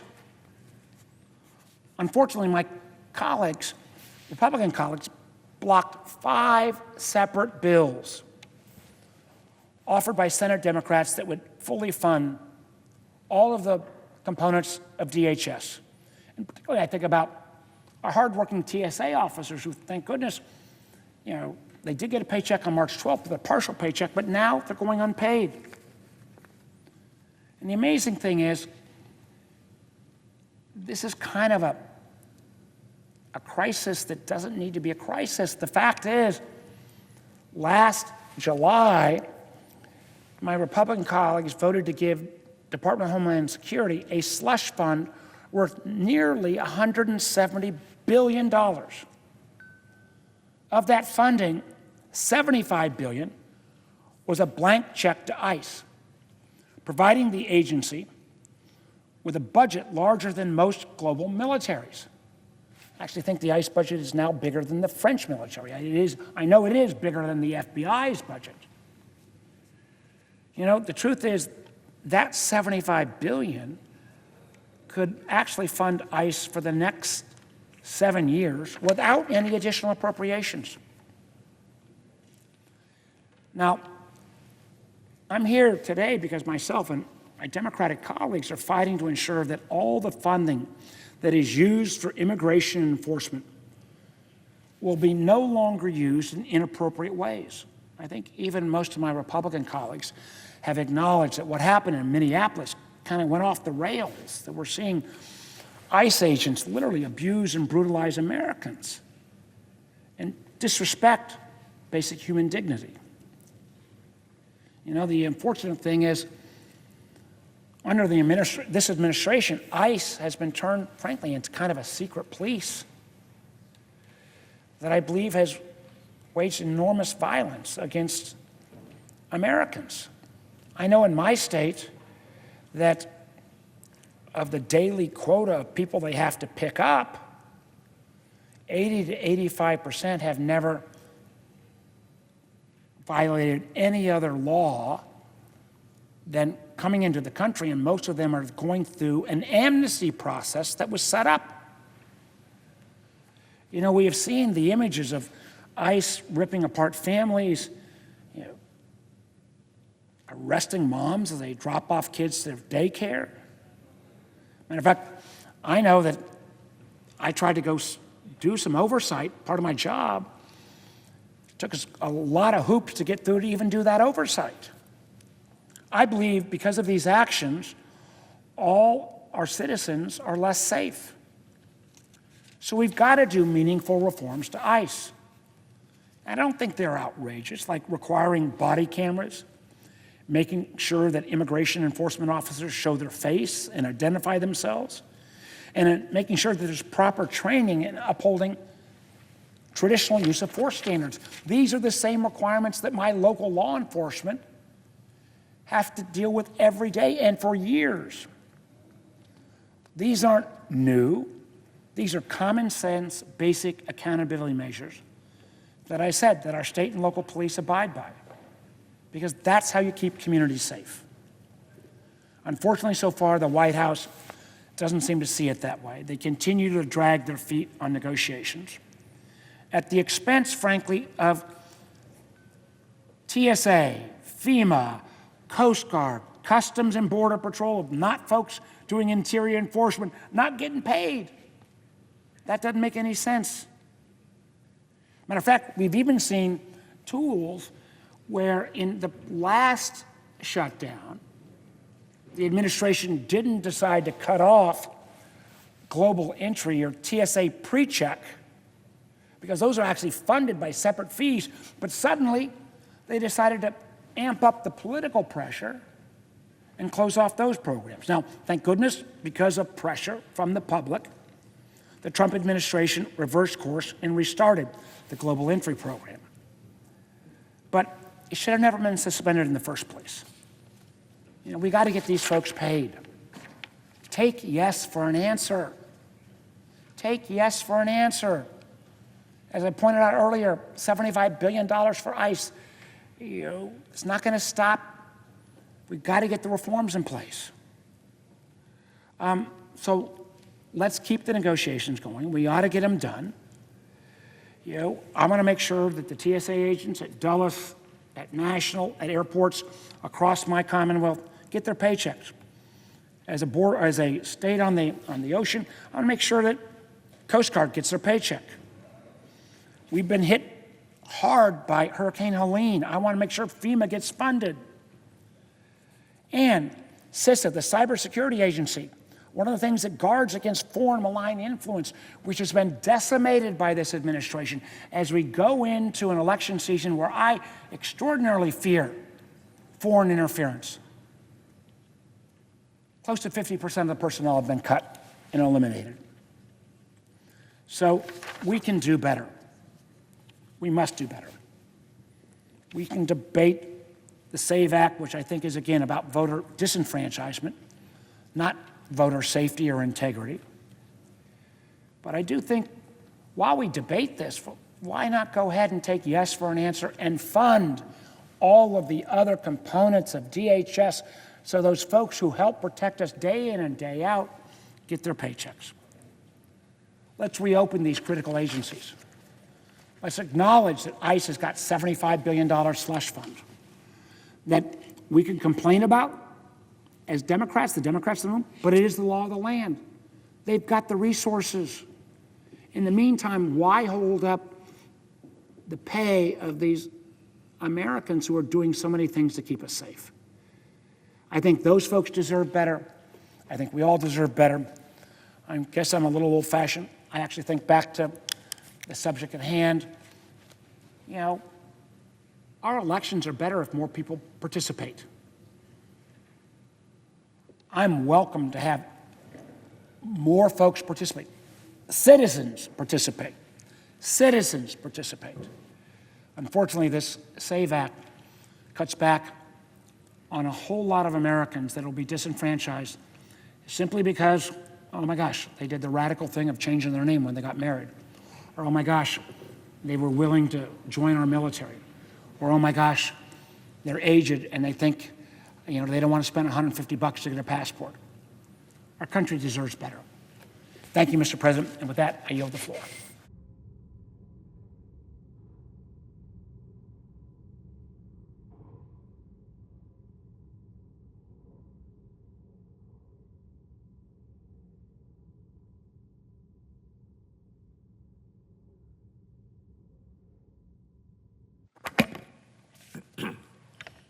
Mr. President.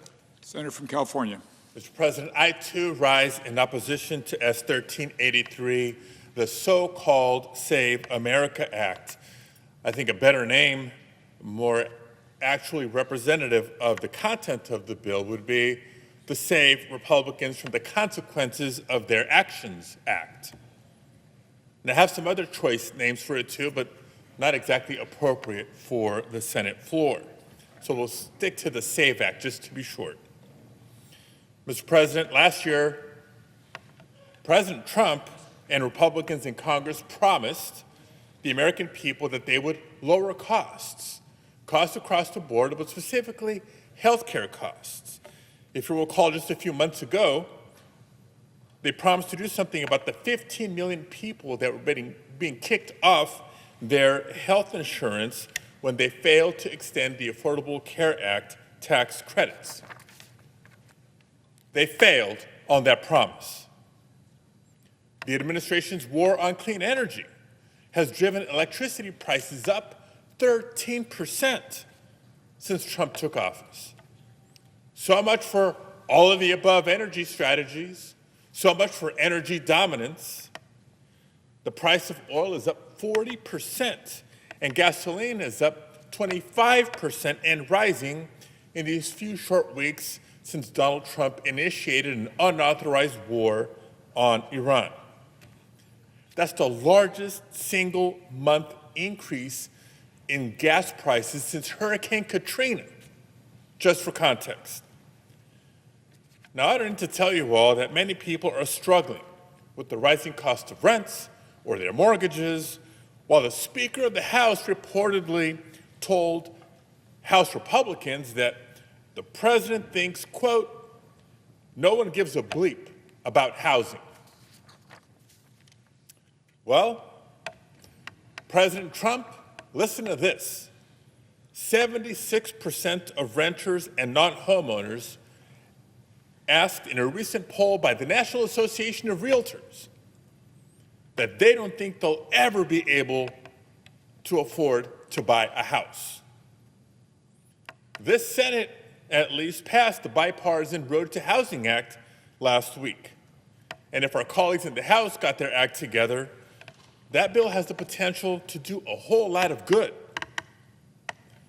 In addition to health care and housing, Congress urgently needs to act and deliver long overdue disaster assistance for California and a number of other states and regions affected by disaster this last year. So there's a lot of truly pressing issues for us to be focusing on and taking action on right now. But are we addressing any of those on this to-do list this week? No, not even close. Instead of focusing on the affordability crisis or trying to save us from endless wars, Senate Republicans are once again doing Donald Trump's bidding. This time, they're making his conspiracy-fueled election takeover bill their top priority. Now, since we've launched into this debate over the bill, we've already heard all sorts of debunked lies and misinformation and misrepresentations repeated over and over again by our Republican colleagues. So let me make a few things very clear. First of all, no, this is not a simple voter ID bill. The latest version of the SAVE Act is a Trojan horse, actually. It's a voter suppression bill filled with poison pills and designed to change the rules of the election as we're in the middle of primary election season already and the November election on the horizon. And for what? For partisan political gain? The president himself has said that if this bill passes, Republicans, quote, will never lose a race. For 50 years, we won't lose a race, end quote.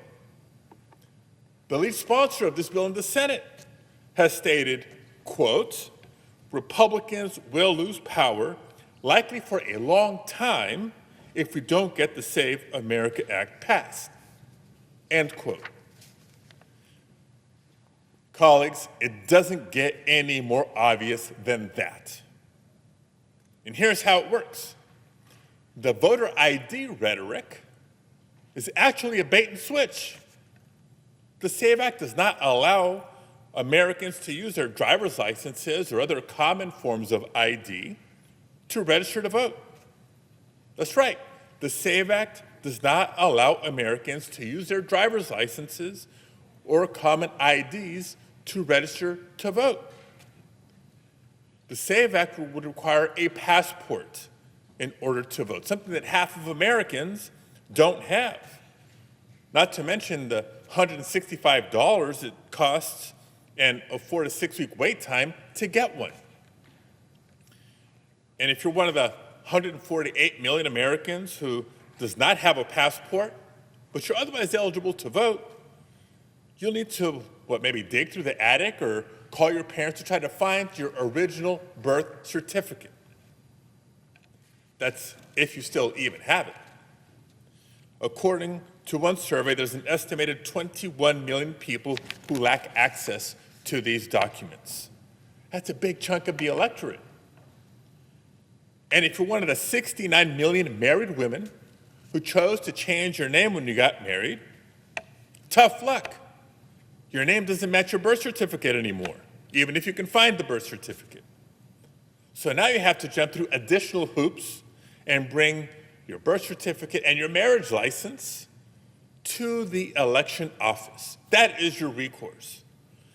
Because just to make this even more of a burden, the SAVE Act mandates that you bring these documents, and let me quote from the bill, in person to the office of the appropriate election official and sign an affidavit. That's what the text of the bill says. And as a result, millions of women are going to face additional barriers to the ballot than their spouses have to face. Why does anybody have time for that? Some evening after work? Maybe on a weekend? That's assuming elections offices are open in the evenings and on weekends.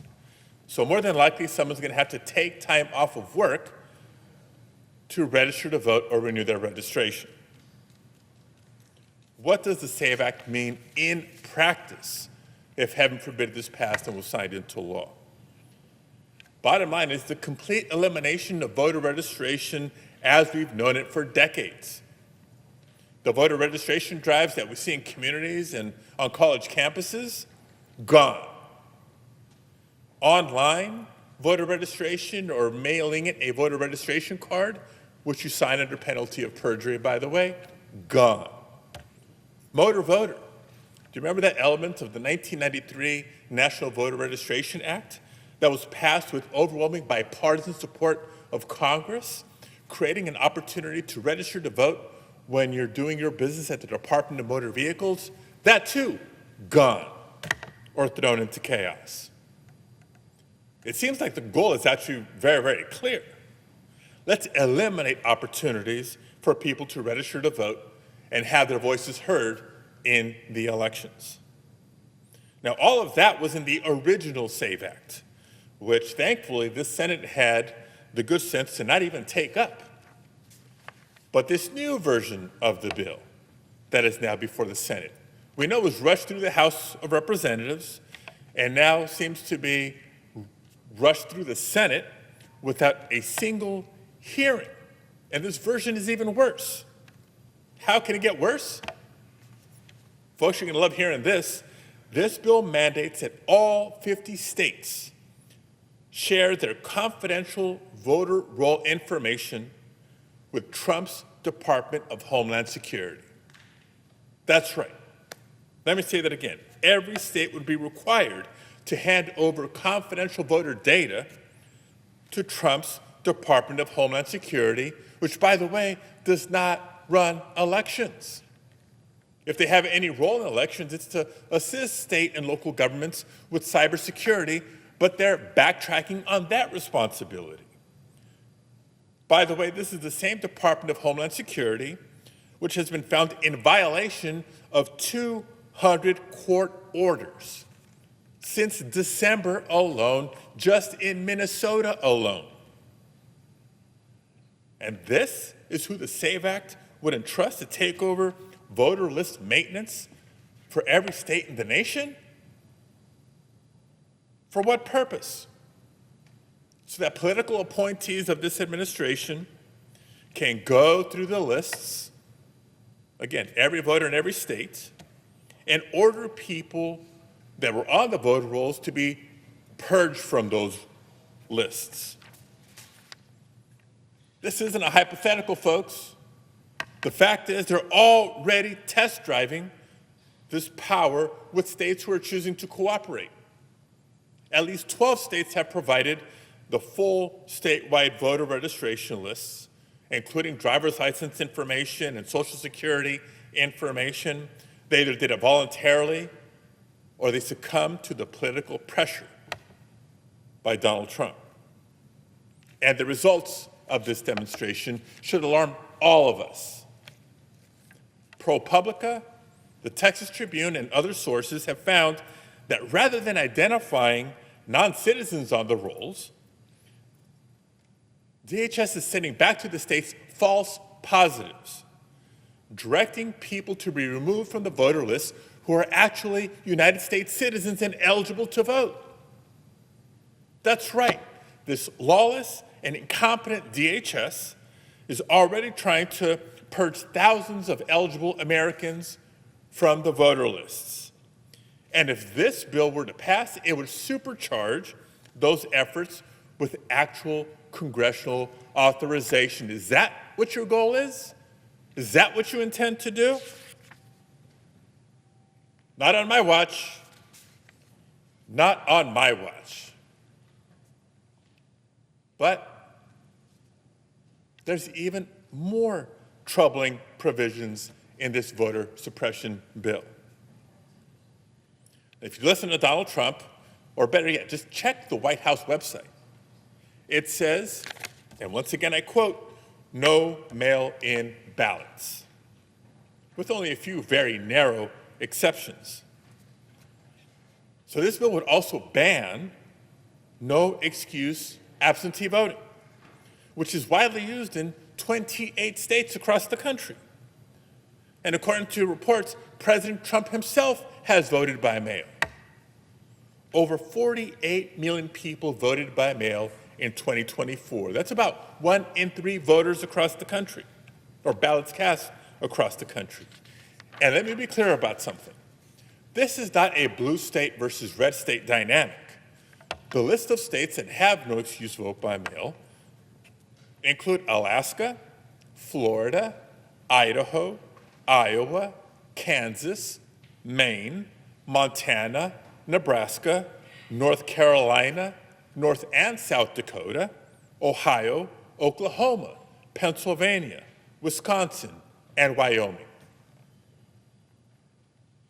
But sadly, too many Republicans simply cannot admit that Emperor Trump has no clothes when it comes to elections. Why are we doing this? I got to suspect that there's two primary reasons for this voter suppression effort. First, because President Trump and the agenda that this Republican majority has supported has been so bad, not just so unpopular, but so harmful to American families that they're trying to limit who can have a voice in the midterm elections. The second, clearly, is Donald Trump's obsession with the big lie and his refusal to accept the fact that he lost the 2020 presidential election. Now, we all know that after losing that 2020 election, Donald Trump encouraged a mob of his supporters to storm this building, the United States Capitol, including this very chamber, on January 6th. Why? Because every single court case, every investigation and recount confirmed the same exact thing. Donald Trump lost that election. But he felt like he needed to stop the peaceful transfer of power. Thank God for all the officers from the more than 15 federal, state, and local law enforcement agencies, as well as the National Guard, who protected the Capitol that day. And I'm grateful, I hope we're grateful on a bipartisan basis, that we have a plaque commemorating their heroism finally hanging in the Capitol. But here we are 6 years later, and Trump is as obsessed as ever with vengeance, pursuing vindictive prosecutions of his perceived enemies, seizing ballots in Georgia, because I guess he's still trying to find those 11,870 votes, sending subpoenas for the 2020 Cyber Ninjas audit. Yes, the one that found that Joe Biden won Arizona by even more votes than originally thought. So make no mistake, the SAVE Act isn't about protecting our elections, it's about attacking them. Mr. President, as you can tell, I'm strongly opposed to this anti-voter bill, and I will do everything in my power to defeat it. And no, I'm not alone. Senate Democrats will fight this voter suppression bill tooth and nail, day after day, night after night, for as long as it takes to protect our democracy. Thank you, Mr. President. I yield the floor. Mr. President. Oklahoma. Thank you, Mr. President. 250 years ago, actually 250 years ago this summer, we wrote a letter to good King George III. And in that letter, we now call the Declaration of Independence, we complained about foreign intervention into the activities of Americans, the colonists, who wanted the right to be able to actually control our own destiny.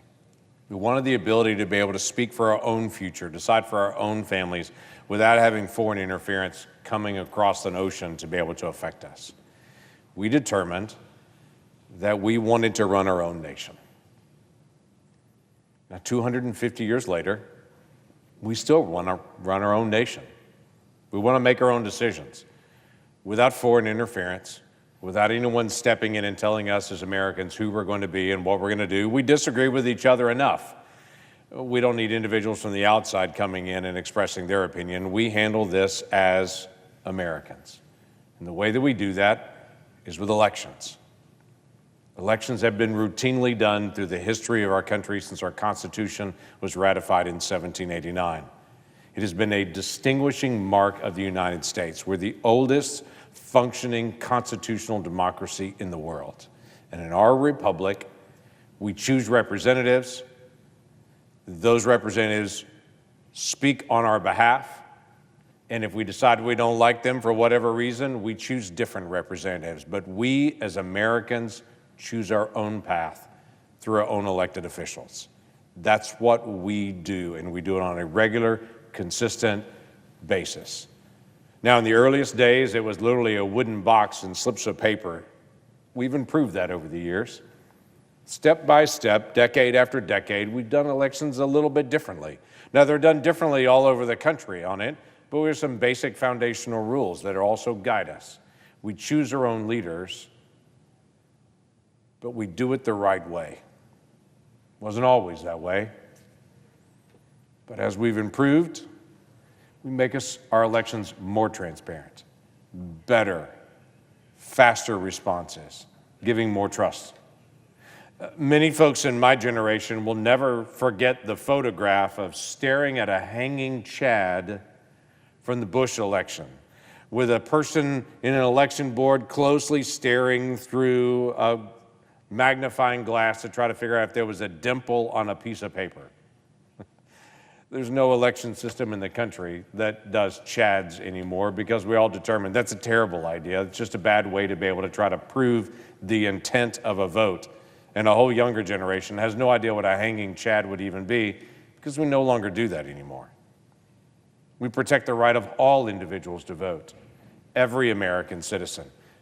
Because in the middle of the 1960s, we as a nation passed the Voting Rights Act, determining that every person in America has the right to be able to vote, and that would be protected.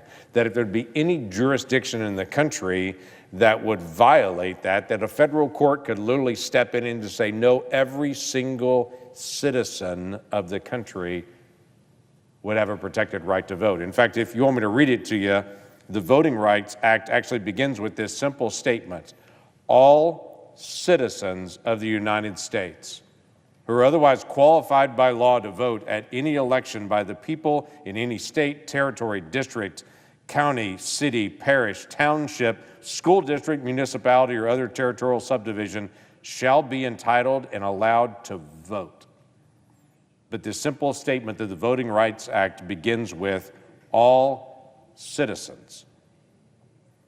What's interesting is the Voting Rights Act protected the ability of a court to step in and say if some citizen is not being allowed to vote, the courts can step in and mandate that that actually occurs, but it did not set up a way to say, are you a citizen at all? It was just assumed that only citizens would actually be the ones to vote. It's the baseline of the civil rights, that time period in the Voting Rights Act, that our elections would be protected only for citizens, but this is a trust bill in that way, and there is no verify. What we as Republicans have brought out of the House and brought to the floor of the Senate is not a trust bill, it's a trust and verify bill. It takes the next step from the Voting Rights Act of 1965, which mandated that it would only be citizens that would vote. In fact, there was a penalty actually established that if you're a non-citizen, you get up to 5 years in prison if you vote in a federal election. That's a big deal. The challenge is we have no way to be able to track it. That doesn't actually occur at any point. So we want to just be able to bring in most basic thing that all Americans all can agree on, we would hope. That only citizens of the United States would be able to vote, and that before you register to vote, we would have some way to be able to show you actually are a citizen. That, as the Voting Rights Act of 1965 said, that all of those American citizens have a protected right to be able to vote, and they can choose to, hopefully they do, or not. That's up to them as an American.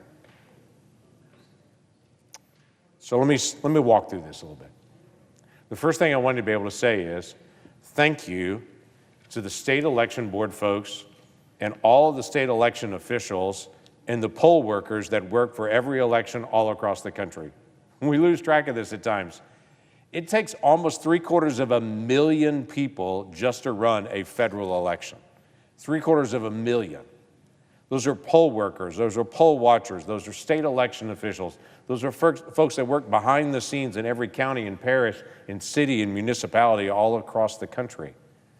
750,000 people just to be able to pull together an election. Those folks are incredibly important to be able to protect the most basic rights of individuals to be able to vote and to protect this basic right of one person, one vote. Well, let me just share with this body, here's how we do it in Oklahoma. In Oklahoma, we have one of the highest rated secure election systems in the country. In the country. And we encourage people to come out and to vote and to participate in the entire process. Some of the things that we choose to do is, in all of our polling locations, and every time ballots are actually presented, there's always a Republican and a Democrat poll worker that's always there, in every area, always. So both parties are always represented in that, so everyone can look at each other and constantly be able to check the system. We're still old school. We do a piece of paper and a marker, and you mark your ballot, and it runs through an optical scanner, and it registers that ballot was actually fully handled. And so at the end of the night, if there's any challenge at all to that ballot, we can go back to the paper ballots and actually count them by hand and to be able to verify all of them. Because we want to make sure that in every single election, we can verify every single vote every single time. In fact, at the end of the night, when the machines are finished, we literally print out on a piece of paper and post on the window of the election board location, wherever this was the election was being held. We actually publicly post out at the instant the election was done that night at 7 p.m. so that it's public information immediately how many votes were taken in this area. So if at some point it shows up later, it was a different number, everyone could see it. We have full verification through the entire process. In Oklahoma, we have voter ID at every single location and every single vote. How do we do it? If you vote in person, you show up to vote on election day, you pull out an ID and you show an ID, every single person.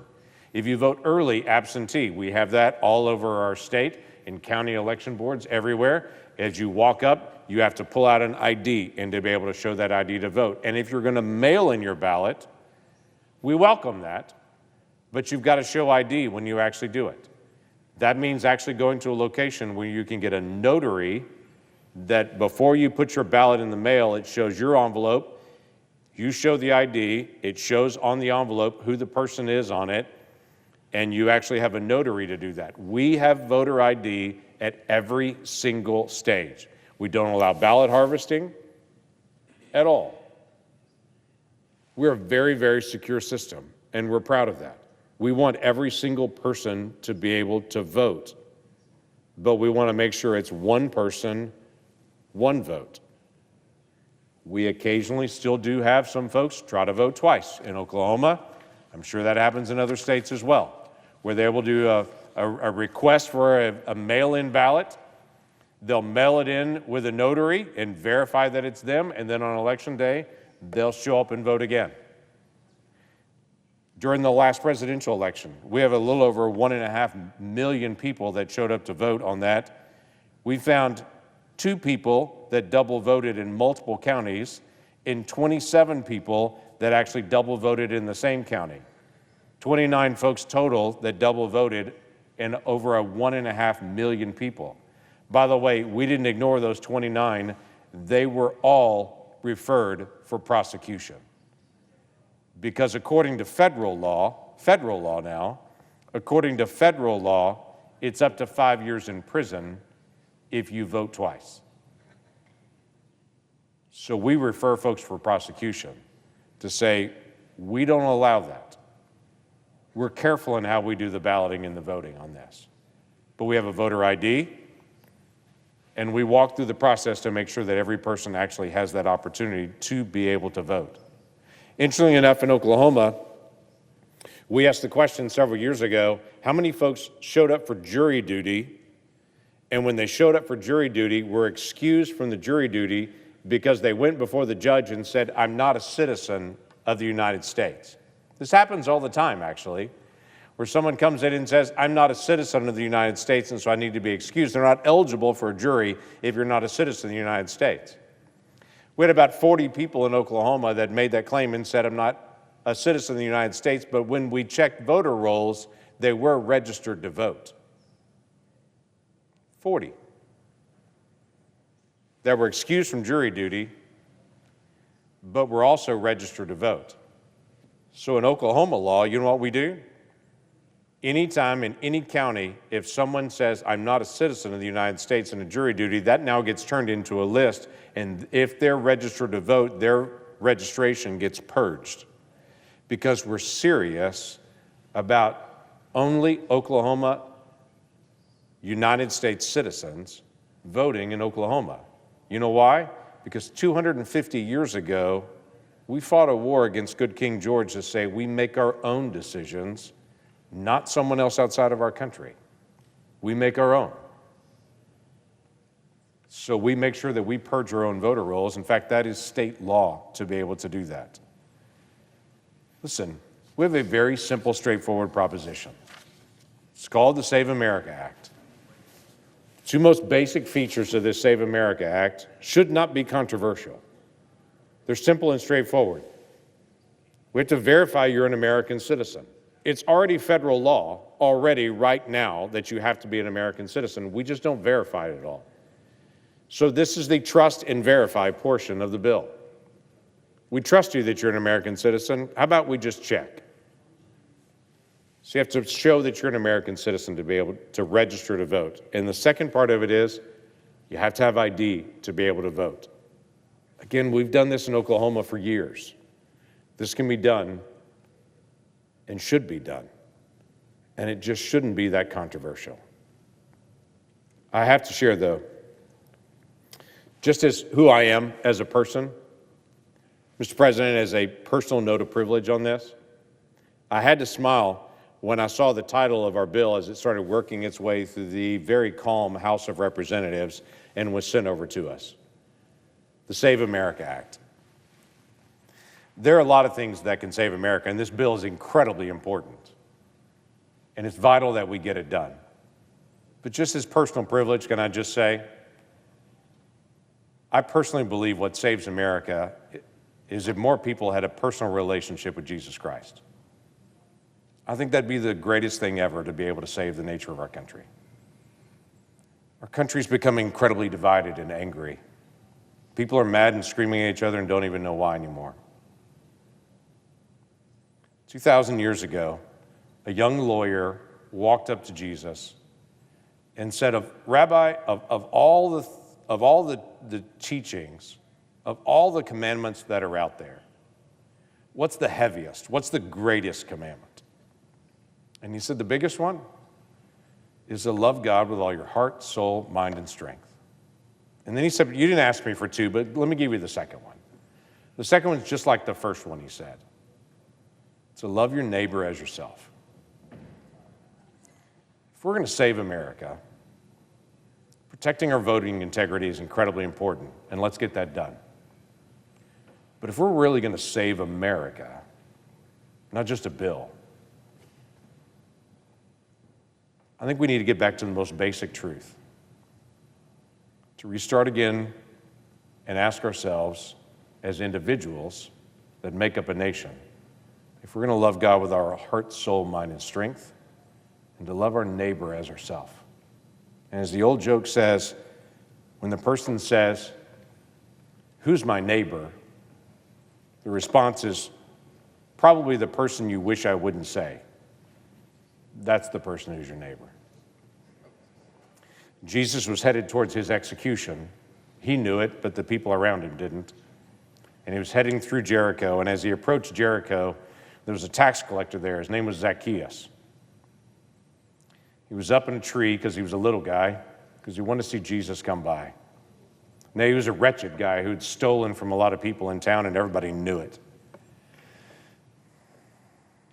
When Jesus saw this wretched guy, he looked at him and he said, why don't you come down?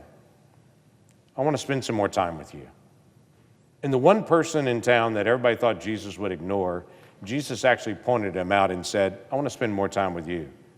And at the end of the conversation, everybody looked at him and said, why did you spend time with that broken, depraved person? And Jesus responded, because I came to seek and to save what was lost. That's why.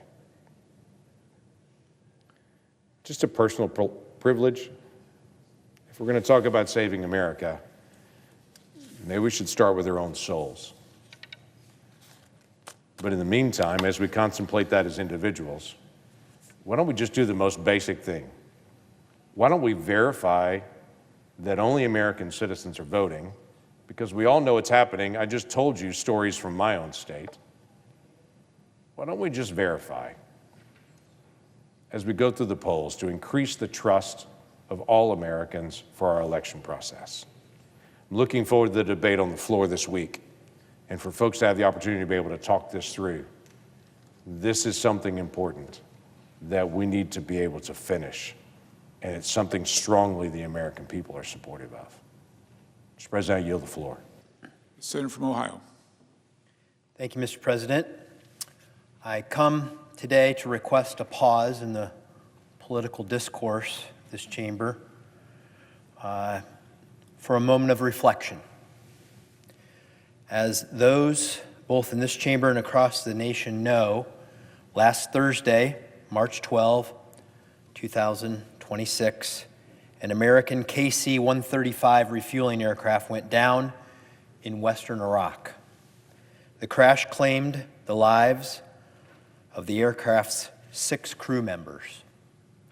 I would like to take a moment of the Senate's time this evening to honor 3 of Ohio's favorite sons, the airmen who were serving in the Ohio National Guard with the 121st Air Refueling Wing at Rickenbacker Air National Guard Base in Columbus. And listening to my colleague, Senator Lankford, I will say this, quote a passage from John 15:13. No love has no one than this, to lay down one's life for his friends. Let me first speak of one of Ohio's favorite sons, Captain Curtis J. Angst. Was 30 years old from Wilmington, Ohio.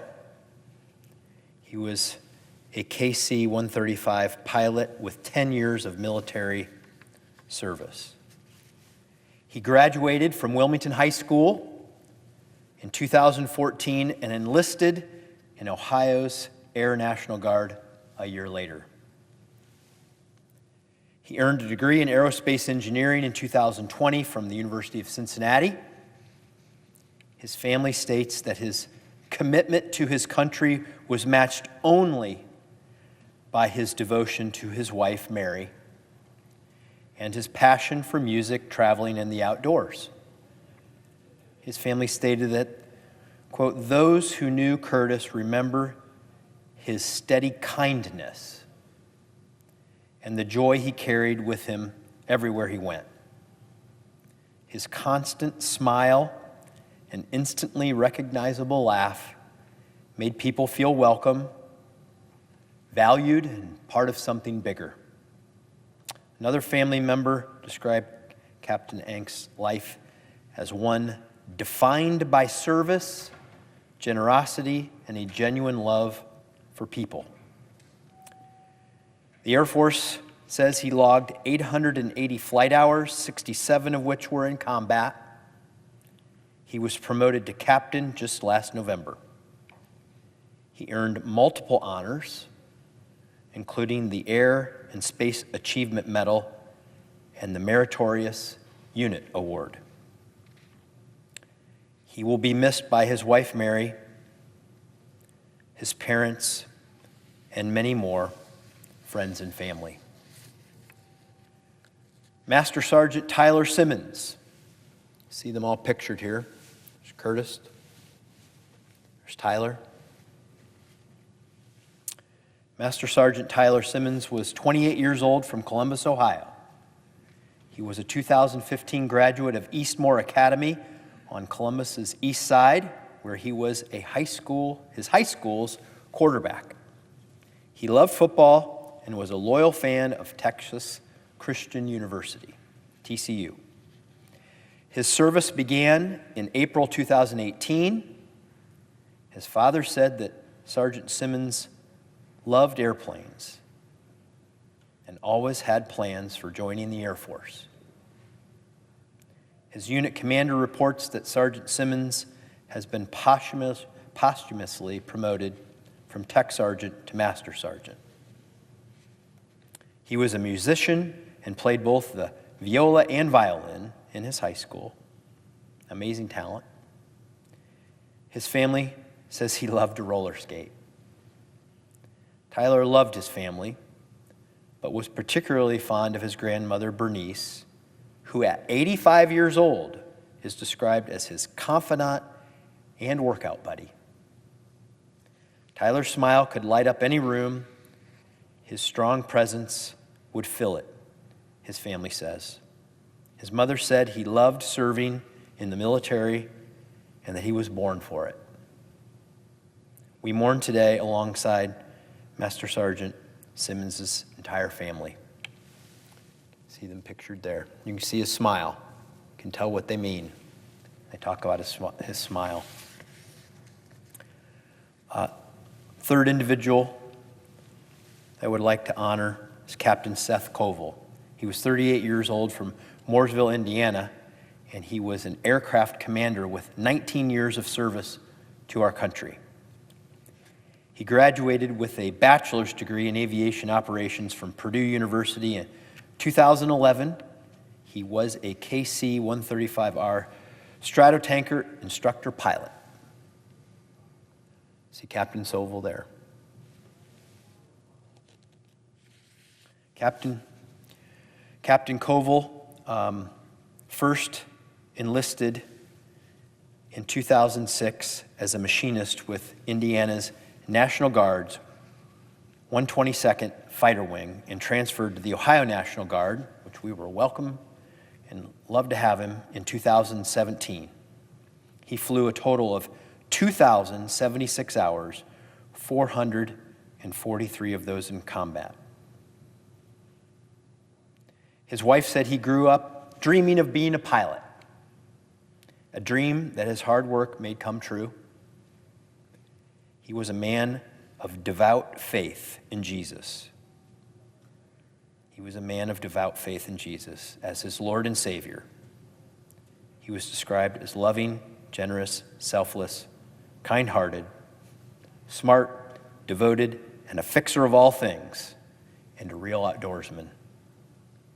His loss is one mourned by many, but most of all by his wife Heather, his son, and countless other close family members and friends of Captain Seth Koval. See our three heroes right there.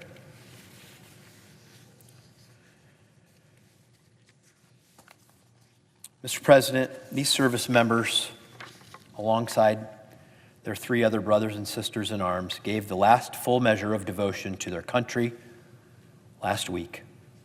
I thank my colleagues for hearing their stories this evening, for honoring their service, and for celebrating their lives, and for mourning their loss alongside a grateful nation. Mr. President, I ask unanimous consent that the Senate observe a moment of silence in remembrance of Captain Curtis Angst, Master Sergeant Tyler Simmons, and Captain Seth Koval.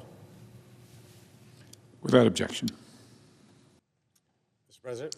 The senior senator from Ohio. Mr. President, I'd like to echo my colleague's sentiment. I think he said it beautifully and perfectly. I think he honored these three brave soldiers really well. I would like to, of course, join him in recognizing Captain Seth Koval, Captain Curtis Angst, and Master Sergeant Tyler Simmons, who made the ultimate sacrifice for the United States of America and gave their lives to our country. You see him pictured here. I'm a dad, kids that age, and I can't imagine what their mom and dad, their siblings, family members must be going through. But Mr. President, it's far too easy for us to take the blessings of freedom and liberty for granted here in America. We are lucky to live in a stable democracy. And while our public discourse can sometimes be heated, I look at my colleague from Vermont, and sometimes at the end of the day, we leave and we're frustrated and aggravated about why we can't get this or that. I think it's important for us to acknowledge that at the end of the day, we still break bread together. At the end of the day, we acknowledge, and at least we must acknowledge, that what unites us is much, much greater than what divides us. The honest truth is that we live in the luckiest country. We're absolutely the luckiest people on earth to live here in the United States of America. We enjoy the blessings of liberty every day. But on days like today, it's important for us to remember why we can live with these liberties. And it's because of the selfless sacrifice of young men and young women, but in this case, 3 young men that gave their lives for that. They signed up, as my colleague from Ohio said, without hesitation. They served honorably, and with incredible sacrifice, they gave the ultimate to this nation. These 3 Ohioans were the most courageous and selfless individuals of our great nation. They were in the National Guard not for fame, not for fortune, but because they always felt ready to be called on to protect and defend our great nation. As distinguished members of Ohio's National Guard, they answered that call that their unit was activated. They didn't hesitate, they didn't doubt, they didn't worry. They were ready to go and serve, not for themselves, for all of us, every single one of us. It's their sacrifice that allows us to debate the issues of this democracy every single day. So, Mr. President, when the Senate concludes its business today, and each of us goes our own merry way, and we sleep in safety and peace, let us not forget that there is a soldier in some distant corner of the world standing watch on our behalf, looking out for us. And if their families are anything like my family and like my wife, there's a mom waiting by the phone, hoping and praying that they never get the call that these 3 soldiers' families got. As we think of those young airmen, Captain Kova, Captain Angst, Master Sergeant Simmons, who put their lives in harm's way for this country, let us remember these words from the Air Force Chaplains Corps Book of Prayers. And I quote, "Our Heavenly Father, it is in this hour of stunned grief, our first reaction is silence. But in our silence, as many airmen before us have done, we turn to you and ask for your presence and reassurance and guidance." My colleague, Senator Houston, and I have put together a resolution honoring the families. We will file that tomorrow in the United States Senate. We will also fly to Dover Air Force Base to pay our respects for the airmen in person. And I think what all of us have to do in a moment like this is understand that the issues that we debate here every single day in this hall that will live well beyond any of our lifetimes, that existed well before any of us walked the earth, that we have the humility to understand the weight of our decision making. That while, yes, sadly, by the way, politics always plays a role in a political environment, that we take note of how everything we do affects many, many American families. And I would ask that in this moment where we're debating a lot of issues, that we just take one step back and realize with deep humility the responsibility we should all feel for these families. That when we see these young men, we realize that decisions made here in Washington, D.C. carry enormous weight. Not to be flippant about it, not to think about what it means for a social media post. These are really important decisions that we make here. And thank God that we have soldiers like these three young men that were willing to answer the call of this country. And as we get into heated debates between Republicans and Democrats, and we start posturing and wondering what this group or that group is going to think, let's just have a little moment and realize that if not for the sacrifice of men like this, we would not even be able to do any of it. So, Mr. President, thank you for giving us the opportunity to honor these three men. Hopefully what this does is it adds, during this week that's obviously going to be contentious, a moment of self-reflection and humility for this chamber that I think is so desperately, desperately needing. And to the mom and dad of these three young soldiers, I can't even process what you're going through. I can't even imagine the emotions that you're feeling. And just know that America is grateful beyond words for the sacrifice that your heroic sons made. And with that, Mr. President, I yield the floor.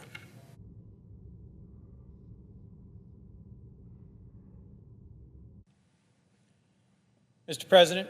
Senator from Delaware. Mr. President, I'd like to begin by referencing the remarks of my colleague from Ohio and expressing my gratitude for the service and sacrifice of the airmen lost in action over Iraq recently. As many know, Dover Air Force Base in Dover, Delaware, is where the remains of every American who falls in service to our nation overseas first returns to our soil. My state and the men and women of the Dover community and Dover Air Force Base have long considered it a sacred obligation, a blessing, and an opportunity to welcome the families who are grieving, to help prepare their sons and daughters for ultimate burial in their home states. And we have welcomed many senators from across the country to what's known as a dignified transfer, which they carry out with great solemnity. So let me join my colleagues from Ohio in expressing deep gratitude to the families of those who've fallen in action in the air over Iraq, and for their service and sacrifice, and for the support to the U.S. military that all of us should be offering at this time of great solemnity. With that, Mr. President, I'm going to turn to the issue of the day in front of this chamber. What is the issue of the day? It's a bill known as the SAVE Act. It's a bill that is principally focused on voter disenfranchisement and voter suppression. Americans today face a whole series of crises: the cost of living and the war in Iran. Our war of choice in Iran is now in its third week, and the cost to American families continues to rise. Prices, costs at home for consumers are rising as well. I just checked a few minutes ago, and a month ago in my home state of Delaware, a gallon of gas was $2.87. Today, it's $3.68. That's a 30% jump in just a month, the fastest increase in gas prices since the 1973 oil embargo. Nationally, a similar rise, $2.95 to $3.84. The larger point is most Americans know they're paying a lot more at the pump. They're paying more at the pump, and it's going to end up having all sorts of secondary consequences for costs. Because what passes through the Strait of Hormuz isn't just oil. It's natural gas, it's petrochemicals, it's fertilizers, it's helium. It's a whole series of things essential to our modern economy. We are on the verge of planting season. It will soon be spring. And American farmers are seeing their fertilizer prices jump as well. You might not have ever thought of it, but helium is absolutely critical to a whole series of advanced industrial products, both medical and semiconductor. And it's a byproduct of natural gas production. Most of the world's helium also passes through the Strait of Hormuz. And as I'm sure you've heard many times today on the news and on the floor, Iran has blocked the Strait of Hormuz, not for Iranian ships, not for allied ships going to China or to other countries, but for the United States and our allies. We've watched steadily in the last few years as our adversaries have come closer and closer together. Iran, China, North Korea, Russia. These four countries have deep and rapidly deepening partnerships in military security, in cyber offense, in support for terrorism throughout the world. And we chose, President Trump chose, to take us to war against Iran. Recent polling of Americans shows that by an 18 percentage point margin, the Americans polled actually think President Trump is focused on the wrong thing. That instead of focusing on the cost of living, instead of focusing on growing our economy, instead of focusing on making American manufacturing and innovation strong again, he's focused on the war in Iran. And here in the Senate of the United States, we're focused on a bill that will take away the chance to vote for millions of Americans. In 2024, 48 million Americans voted by mail. Vote by mail has been the law for decades in several of our Western states. It's secure, it's been shown to be resistant to fraud, and it is a long-standing tradition in majority Democrat states. If the SAVE Act were to become law, vote by mail would end. 70 million American women would be disenfranchised by this law, including my wife and my mother, because their birth certificates and their current names on their passports and their driver's licenses are not the same. Like millions and millions of American women, they changed their name upon getting married. This law would require them to go through an expensive and complex process to restore their right to vote. And last, the mandated sharing of every state's voter rolls with the Department of Homeland Security for them to run it through some Doge algorithm and throw off the voter rolls millions and millions of Americans is a solution in search of a problem. The Heritage Foundation looked at the last 20 years of voting and found virtually no examples of those who are not here legally voting in American elections. That handful of examples is what is demanding that we pass today, that we focus today on a bill that we know would disenfranchise tens of millions of Americans. I think it is a profound misdirection of the time and energy of this body, when the number one issue that I'm hearing from Delawareans about is why are we at war in Iran? I don't really have an answer. And in classified briefings I've attended recently with my colleagues, both on the Foreign Relations Committee, the Defense Appropriations Subcommittee, and the full Senate, I haven't gotten a better answer in those classified briefings than we've gotten in public. The military is focused on a few fairly clearly defined objectives. But the president and his so-called Secretary of War keep throwing out other goals, other objectives, regime change, ending any possibility in the future of any nuclear enrichment by Iran, stopping Iran's ability to project power influence in the region. Our core challenge is that President Trump has offered a maximum goal, overthrow the regime of a large and populous country that has, yes, a brutal and murderous regime that has suppressed its own people and spread terrorism throughout the region, but that is very powerfully ensconced. They are bombing them day after day after day. And unfortunately, what the Iranians are showing is that when we've pushed them to the wall and said we intend to overthrow your regime, they're unleashing everything they've got. I think President Trump learned the wrong lesson from killing Qasem Soleimani, the general in charge of the IRGC, in his first term. General Soleimani, an evil man whose passing I would not grieve for a moment, who had the blood of Americans on his hands. But when previous presidents considered taking him out, they were cautioned that Iran will strike back. It will use its cyber capabilities, its global terrorism network. It'll close the Strait of Hormuz. It'll go after Americans. And Trump took that bold action, and Iran did not respond. in those ways. We waited, but did not see. Despite threats to carry out terrorist attacks against Americans, we did not see Iran respond with full force. And then last summer, President Trump ordered Operation Midnight Hammer, something that had been funded, practiced, developed over many presidencies, over decades.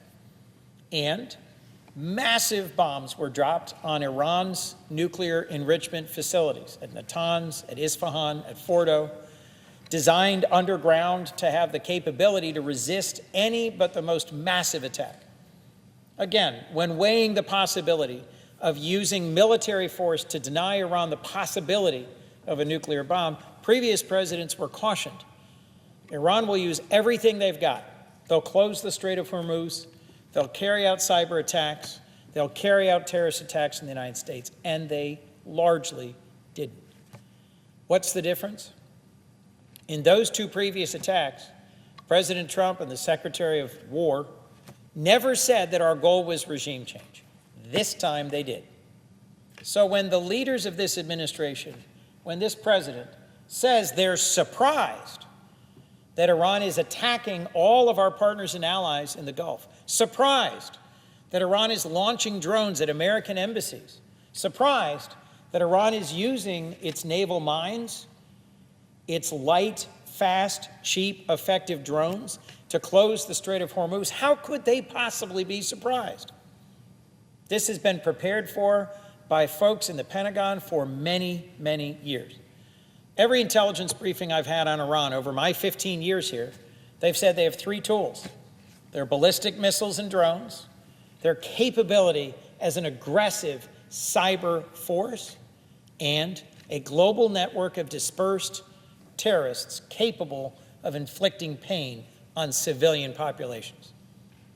When we came short of an all-out assault on the regime, they de-escalated. We negotiated, and we were able to step back from the brink of full-on regional war. But this war, where our president did not seek the approval of this chamber, did not fully brief the American people, he posted a midnight Truth Social video recorded in his West Palm Beach resort.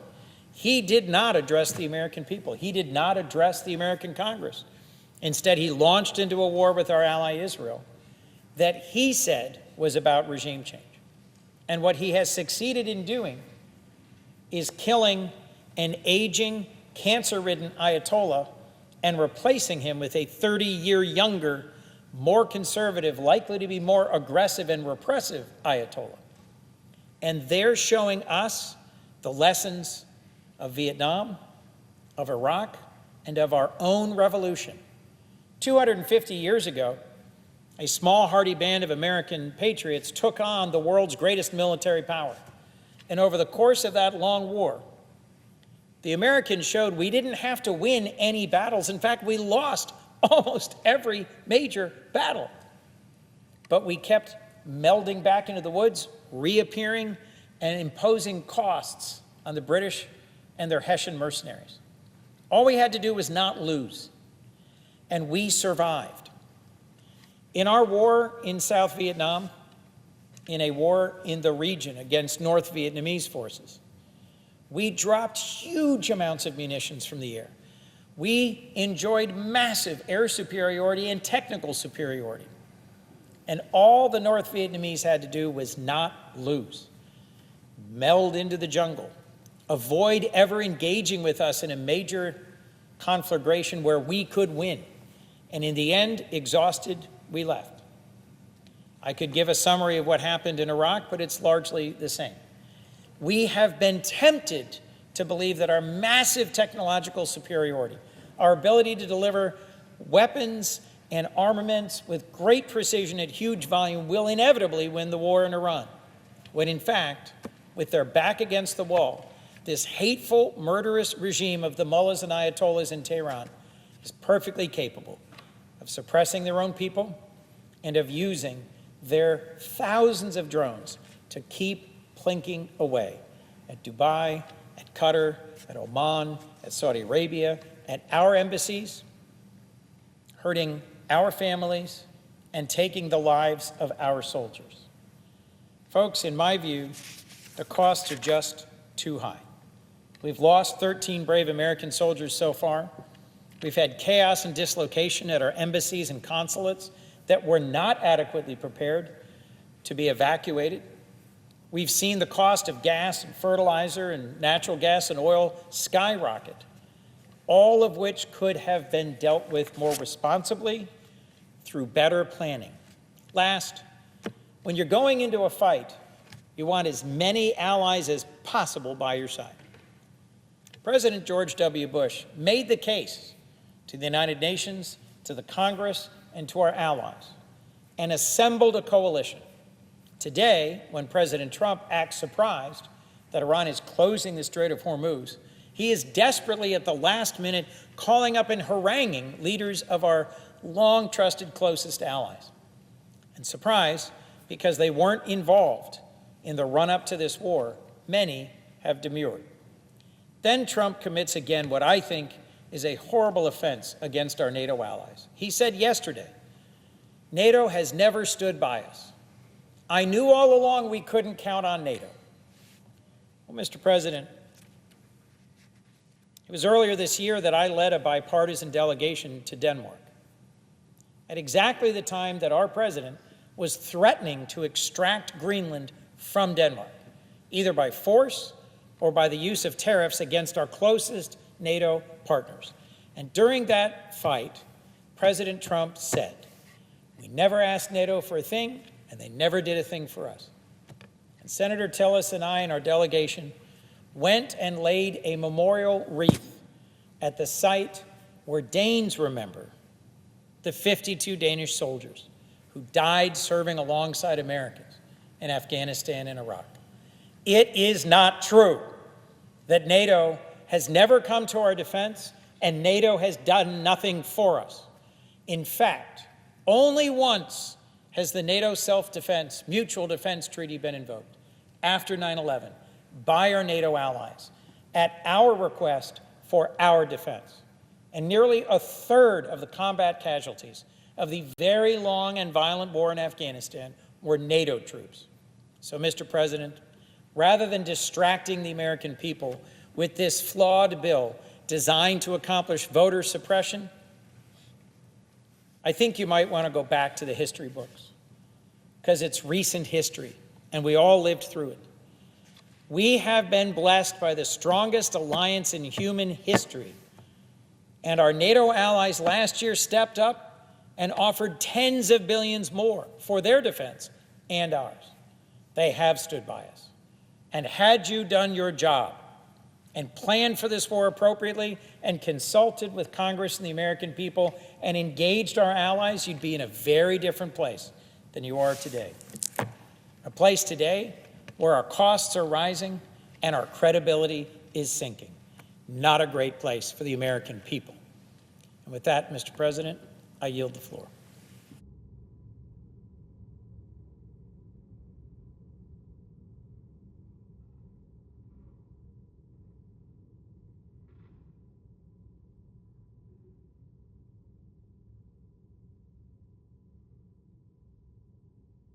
Mr. President, Senator from Vermont. I'd like to speak about the SAVE Act. The SAVE Act, the Save America Act, is part of President Trump's and the Republican agenda to disenfranchise voters. You know, I heard my colleague from Oklahoma talk about the Voting Rights Act, and that was really an effort on the part of this Congress to respect and ensure that people who were being denied the vote had the right to vote. And it did take federal action to make that citizens' right a reality. The SAVE Act is really an effort to interfere with the right of people to vote, and it's based on an assertion that is flat out false about widespread voter fraud. And of course, that goes back to January 6th, after the election defeat in 2020, when President Trump then said that that election was rigged and it was false. The outcome was not correct. There was litigation. 63 courts ruled that the president had lost to President Biden. The president is now relying on conspiracy theorists like Kurt Olson, one of the lawyers who pushed Trump's Stop the Steal efforts in court, to now lead the effort seizing election materials related to the 2020 election.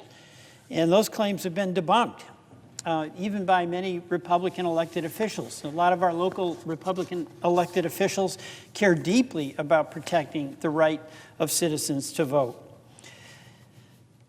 Last month, President Trump said that the Republicans should, quote, take over the election administration in 15 states. In any attempt by a president, including this president, to take over elections is flat out unconstitutional, as Article 1, Section 4 of the Elections Clause of the U.S. Constitution gives states the duty to administer elections, and Congress the ability to legislate laws around election administration.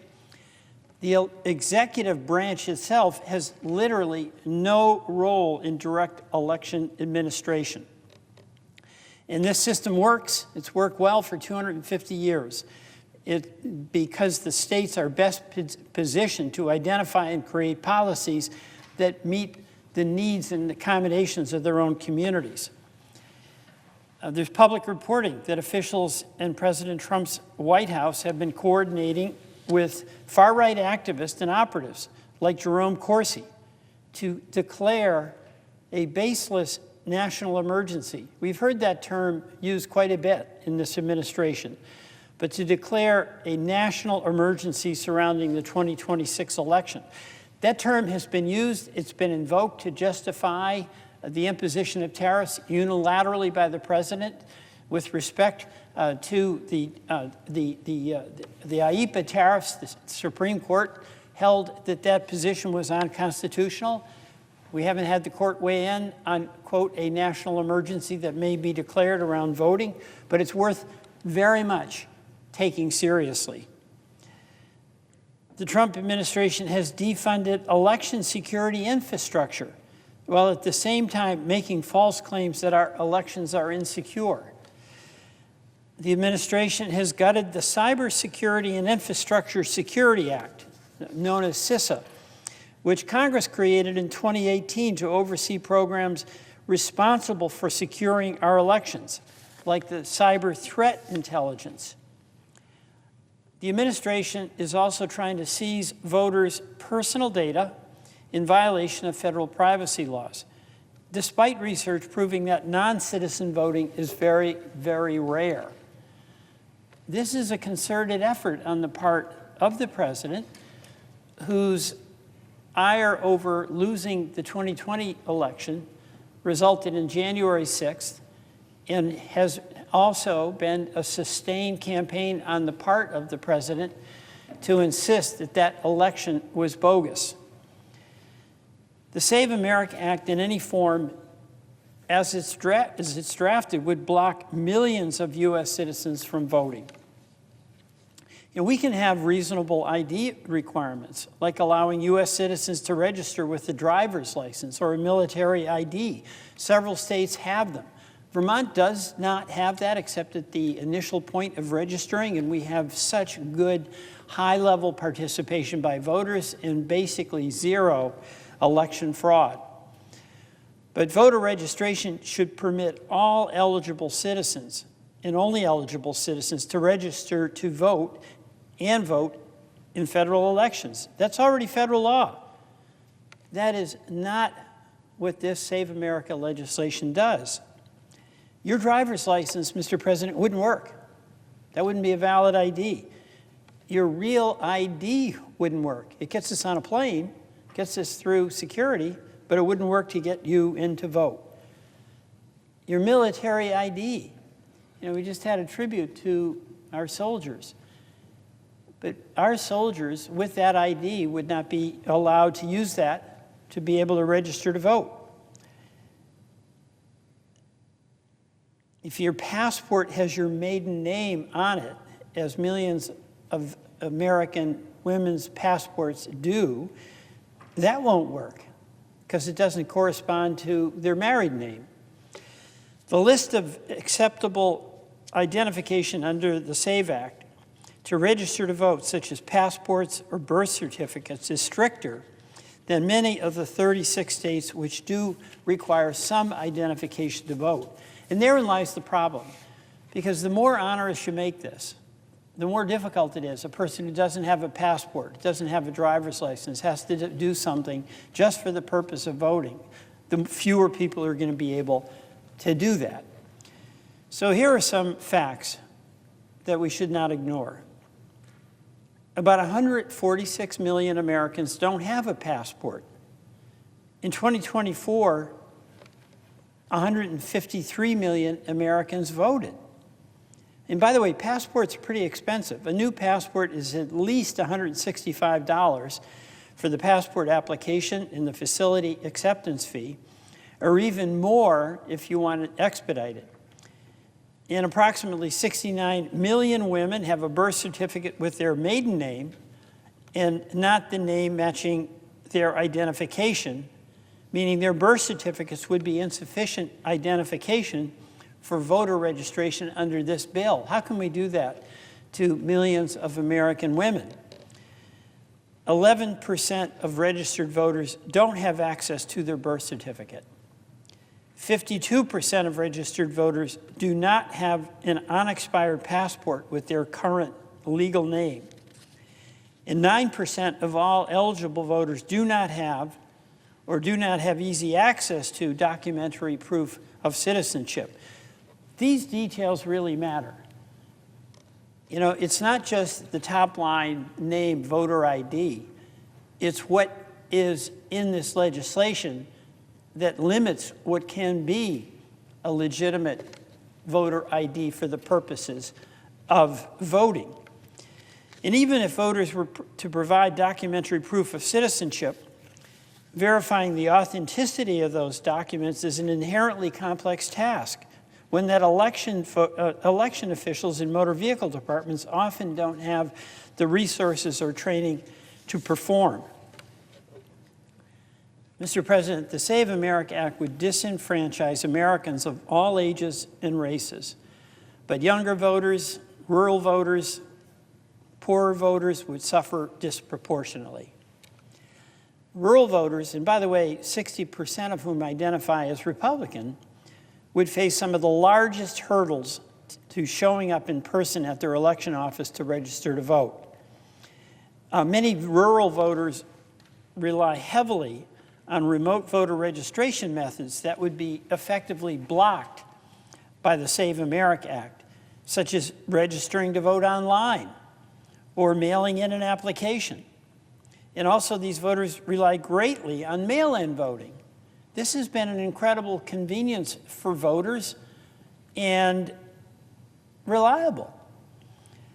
This would become much more difficult under this legislation with the need to scan and print out copies of their voter ID. And by the way, when it comes to seniors, nearly half of all seniors don't have a passport.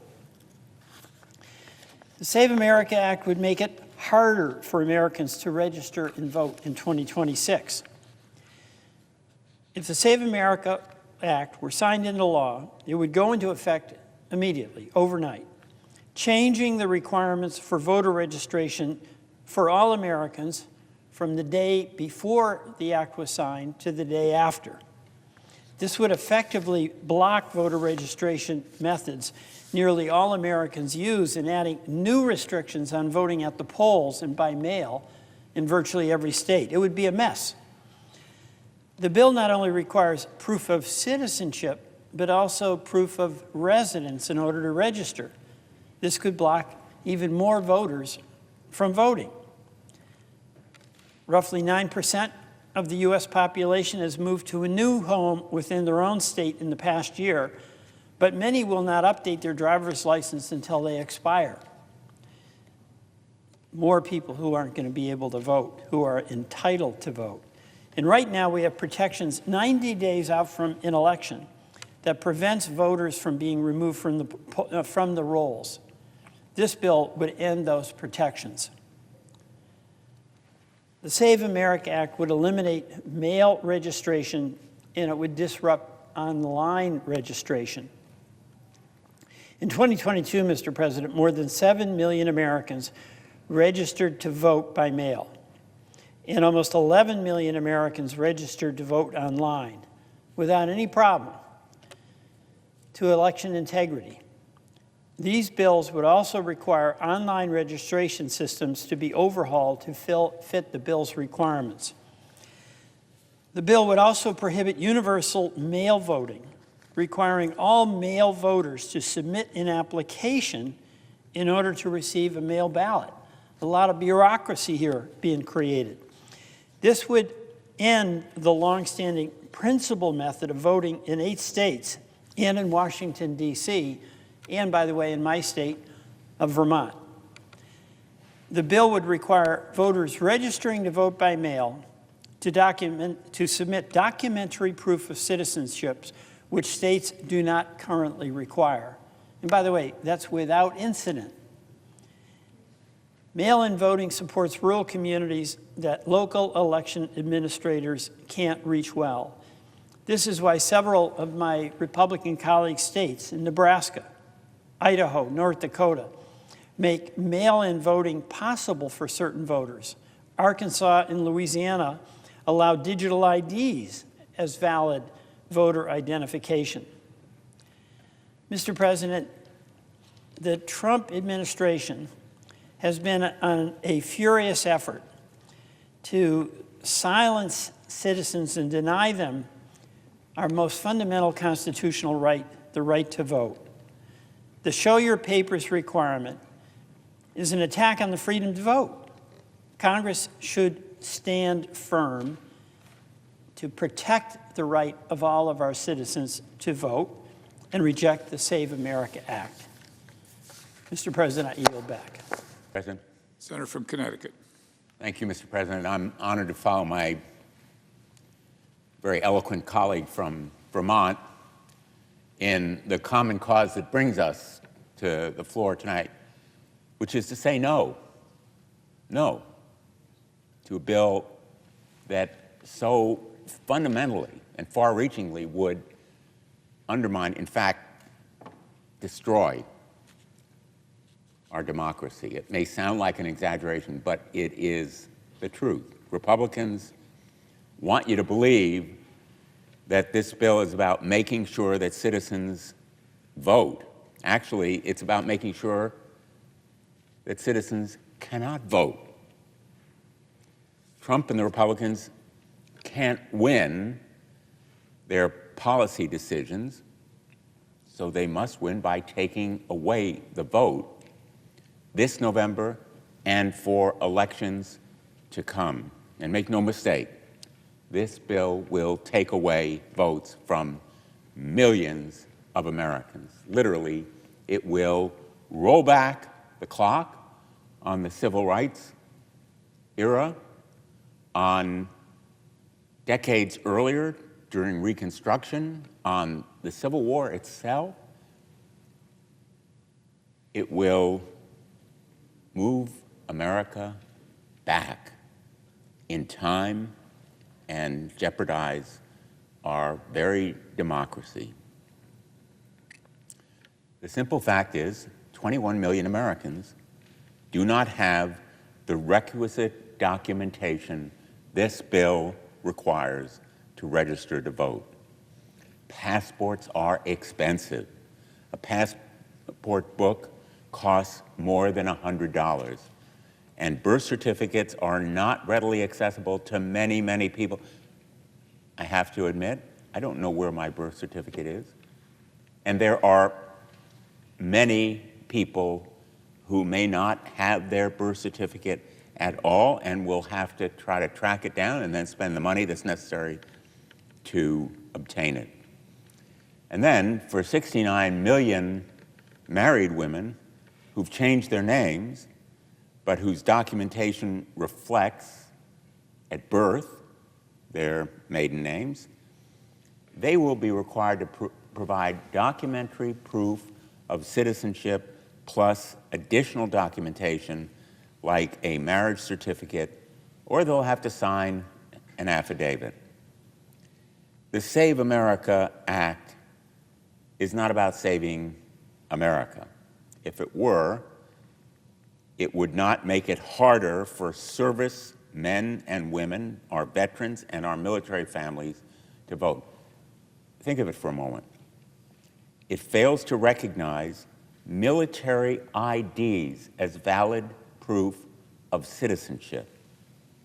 I want to emphasize this point for a moment because I think it so epitomizes what is evil about this legislation. A military ID can grant service members access to military bases, highly secure, sometimes classified, and in some cases, restricted facilities. But under this Republican proposal, it just isn't enough to allow those service members access to the ballot box, the foundation of democracy. They can go to bases, they can go to restricted areas, they can go to other kinds of military facilities, but they cannot go to vote. And it imposes burdens on service members abroad, including children of service members. It excludes them, military voters born abroad, and it imposes burdens on service members and military families stationed overseas, requiring in-person proof of citizenship at a government office in the United States when registering or updating voter registration. So in order to vote, they have to know about the law, then they have to make a trip to a government office, probably while they're on leave, limited amounts of time. They want to be with their family, and they have to spend additional time going to a government office to register to vote. These are men and women defending a right to vote, and this bill restricts their right to vote. The bill would also impose unacceptable barriers to voting for disabled veterans and veterans living in rural communities. It would require veterans to travel long distances simply to register or update their registration. And yet, for veterans with service-connected disabilities, mobility challenges, or limited transportation options, this requirement will create unacceptable obstacles for them to exercise their right to vote. Veterans, again, who serve and sacrifice for our country, who defend our rights and liberties, including the right to vote, would themselves effectively be denied that right. It's wrong. It's wrong morally. It's probably wrong constitutionally. Our service members, military spouses, and children and veterans sacrifice so much for this country. It seems unfathomable and unforgivable to make it harder for the military community to vote because of one president's vanity and vengeance and political gains and the effort to win elections. Senate Republicans make a lot of promises when it comes to our veterans and our military. They have the best rhetoric going. I want to remind them, promises are meaningless unless they're kept. Words are ineffectual unless there is action to support them.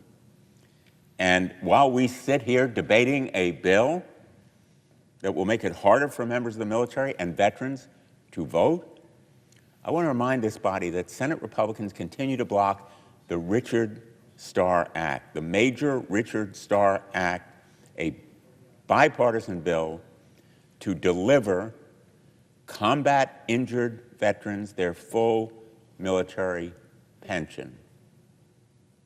That's right.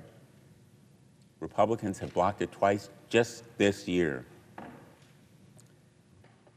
Let's keep in mind what this legislation does and why it is supported by the vast majority of members of Congress and the people of the United States. It says, in effect, you cannot deduct from a combat injured retiree's pay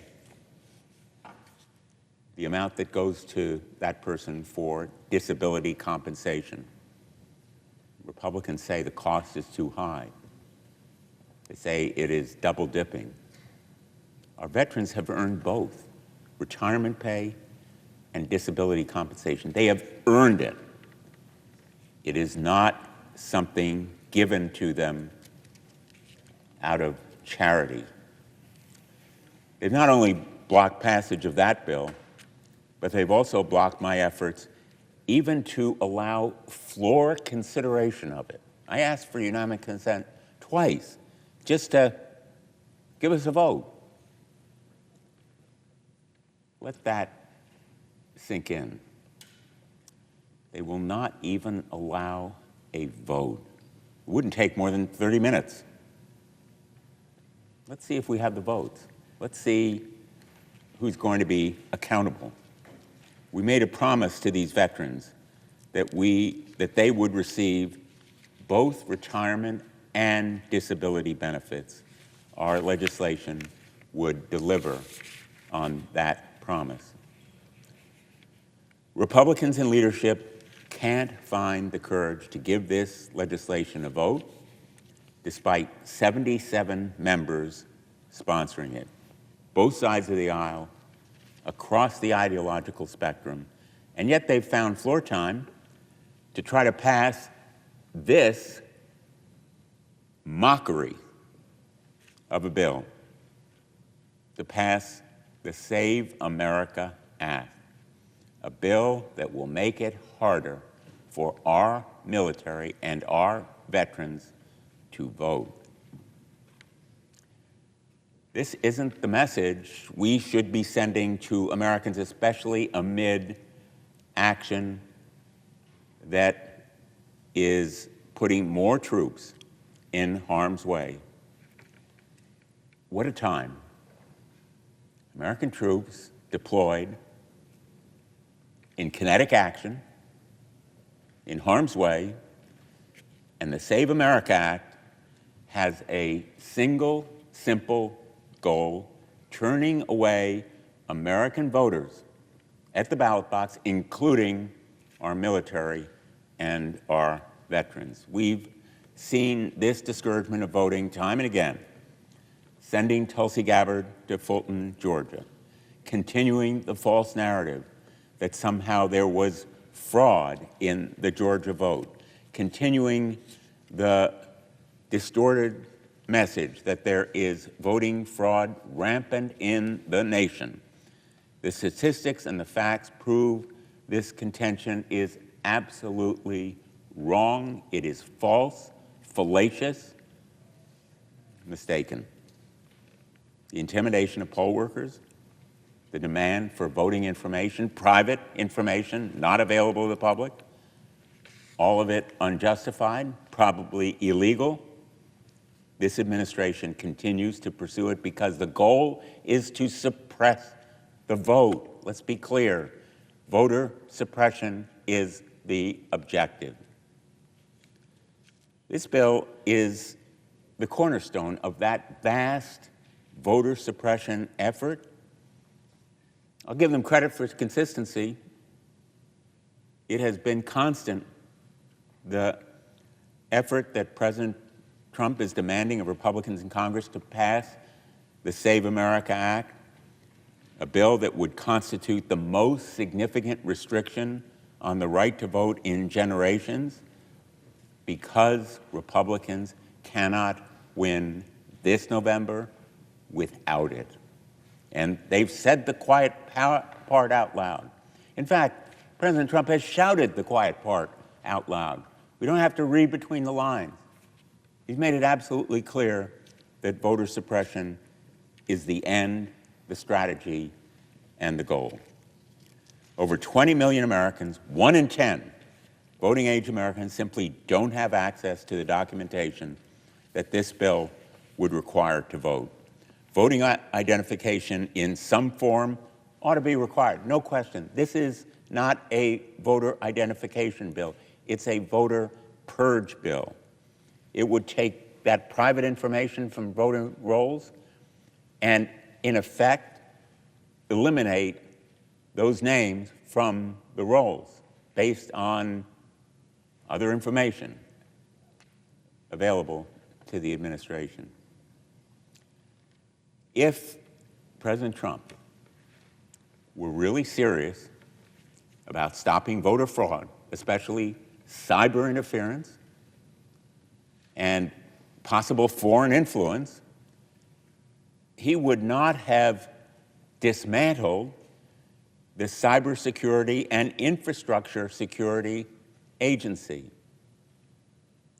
He would not have decimated the agency that is responsible for stopping voter fraud. He would not have dismantled the counterterrorism units of the FBI and the Department of Justice. He would make them more robust, devote more resources to them, because that's the way to stop voter fraud, is to have investigators and experts go after it, pursue it, prosecute it. But the goal here is not to go after non-citizens voting, because that problem is negligible. It's minuscule. The objective is to stop legitimate voters from going to the polls. 250 years ago, America broke from the chains of monarchy. They chose democracy, a government that's supposed to be by and for the people. But as we approach this nation's birthday, we're challenged as never before to defend democracy by advocating the right of every American to vote in free and fair elections and defending that right. Not enough to talk about it, but to defend it. Thankfully, we still do have our democracy. It's under threat as never before. We're seeing the tentacles of totalitarianism begin to strangle the free press through the FCC's vicious attacks, through the effort to stifle legitimate dissent within our government and among our people. But we know there are people willing to stand up and speak out. We've seen it in the indivisible rallies across the country. We've seen it in voter registration. We've seen it in the anger that we're all hearing and the angst and anxiety about the future of our great nation in peril at the moment. And we will have it as long as we recognize democracy is not a spectator sport. It is not something that's guaranteed unless we defend it. We will have it only so long as we keep it, as Benjamin Franklin warned, and we will have a republic, as he told the person who asked him after the Constitutional Convention, only as long as we can keep it. It's up to us. Our time is now. Thank you, Mr. President. I yield the floor. Senator from Oregon. Mr. President, my colleagues across the aisle are presenting what they call the SAVE Act and are saying it's about stopping non-citizens from voting. But that is not true. This bill is entirely about stopping citizens from voting, taking away the ballot box from millions and millions of Americans. So let's call this bill what it really is, the Stop Citizens from Voting Act, or STOP Act. It's about rigging the next election. And we know so because Donald Trump said it himself. He said, you pass this act and it will guarantee the midterms and every election for a long time.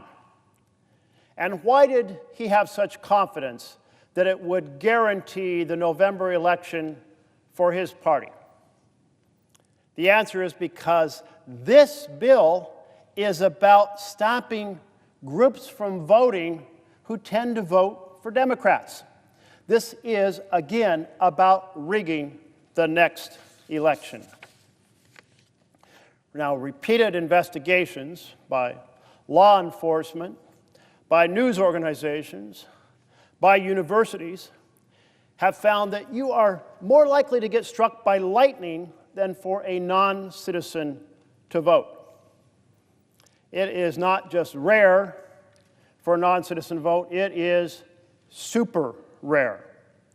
In Oregon, a review of vote by mail by the state over a 20 years, 2000 through 2019, found less than 1 in a million cases of voter fraud. And in Utah, and my colleague who's presiding tonight is from Utah, Utah completed a citizenship review of its voter registration list of more than 2 million voters. They identified 1 non-citizen, 1, and 0 instances of non-citizen voting. 1 registered out of 2 million, 0 voting. Even Speaker Johnson admitted about non-citizen voting that it's not something provable. Well, actually, what he really should have said, it's not provable because it's rarer than rare. And that's why we know this bill is not about non-citizens voting. It's about stopping citizens from voting. Let's just take a look at the impact, starting with the impact on married women. The Republican plan, stop married women from voting. Now, a slightly softer version of that is make it very difficult for them to vote. Because this is what the bill does. It says each state has to submit its voter registration database to the Trump administration. The Trump administration will go through and identify anyone it suspects might not be a citizen. And it has clarified that that means if your last name is different than the name on your birth certificate, you are suspect. Well, where we are, 69 million married women in America changed their names when they got married. That means 69 million American women get pinged by the Trump administration saying, we're not sure you can vote, and you're going to have to start from scratch to re-register. And re-registering is very difficult. You have to have a passport, or you have to have the combination of a birth certificate and another form of approved ID in combination, either a passport by itself or 2 forms of ID, one of which is your birth certificate, and that other piece has to be very specific, meeting the terms of the bill. In Oregon, our estimate is 700,000 married women would have to re-register to vote, including my wife. My wife's name is Mary Sorteberg. That was her name on her birth certificate, except on her birth certificate, her middle name is different because when we got married, she changed her middle name to honor her grandmother, Rose. She would have a hard time voting. Millions of American women would have a hard time voting. It's also about stopping tribal citizens from voting. The STOP Act makes it impossible to use your tribal ID to register to vote. And it makes it impossible to use your tribal ID by itself to actually vote. You can't use it for registration, and you can't use it by itself to actually vote. and tribal citizens are less likely to have a passport in the first place. And we know that many do not have a birth certificate. All across America, there are people who have been born at home who do not have birth certificates. More common in some tribal communities. And tribal communities are remote. Often, they have to travel a long ways to get to a place where you could register to vote, because you have to register to vote in person. So all these things are designed to make it hard for tribal members to vote. And that's wrong. This bill is also about the less affluent being able to vote. It makes it hard for them. Stop the less affluent from voting, or at least make it much more difficult for them. You know that a passport takes 6 months to get and costs about $165. That is a big toll. A couple, if they were trying to get that passport so they could vote, they might not get it in time for the election. And they'd have to pay $330. Wow. That is a poll tax on the less affluent to be able to vote. Now, if they can locate the county registrar in their specific county in America, and if they were born in a hospital, and if there is a birth certificate there, they might also be able to acquire their birth certificate. That also costs money. We know that the less affluent are much less likely to have a passport in the first place, and therefore it's much more expensive for them to undertake the qualifications of this bill. In fact, only 1 in 5 Americans who earns less than $50,000 has a passport. And we know that poorer states are less likely to have passports, including many states in the South, Alabama and Arkansas and Kentucky and Louisiana. So,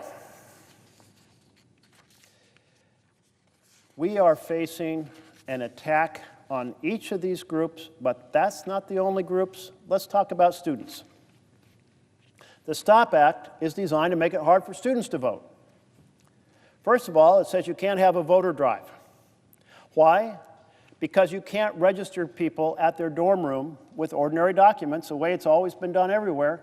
No, they have to go in person to an election center.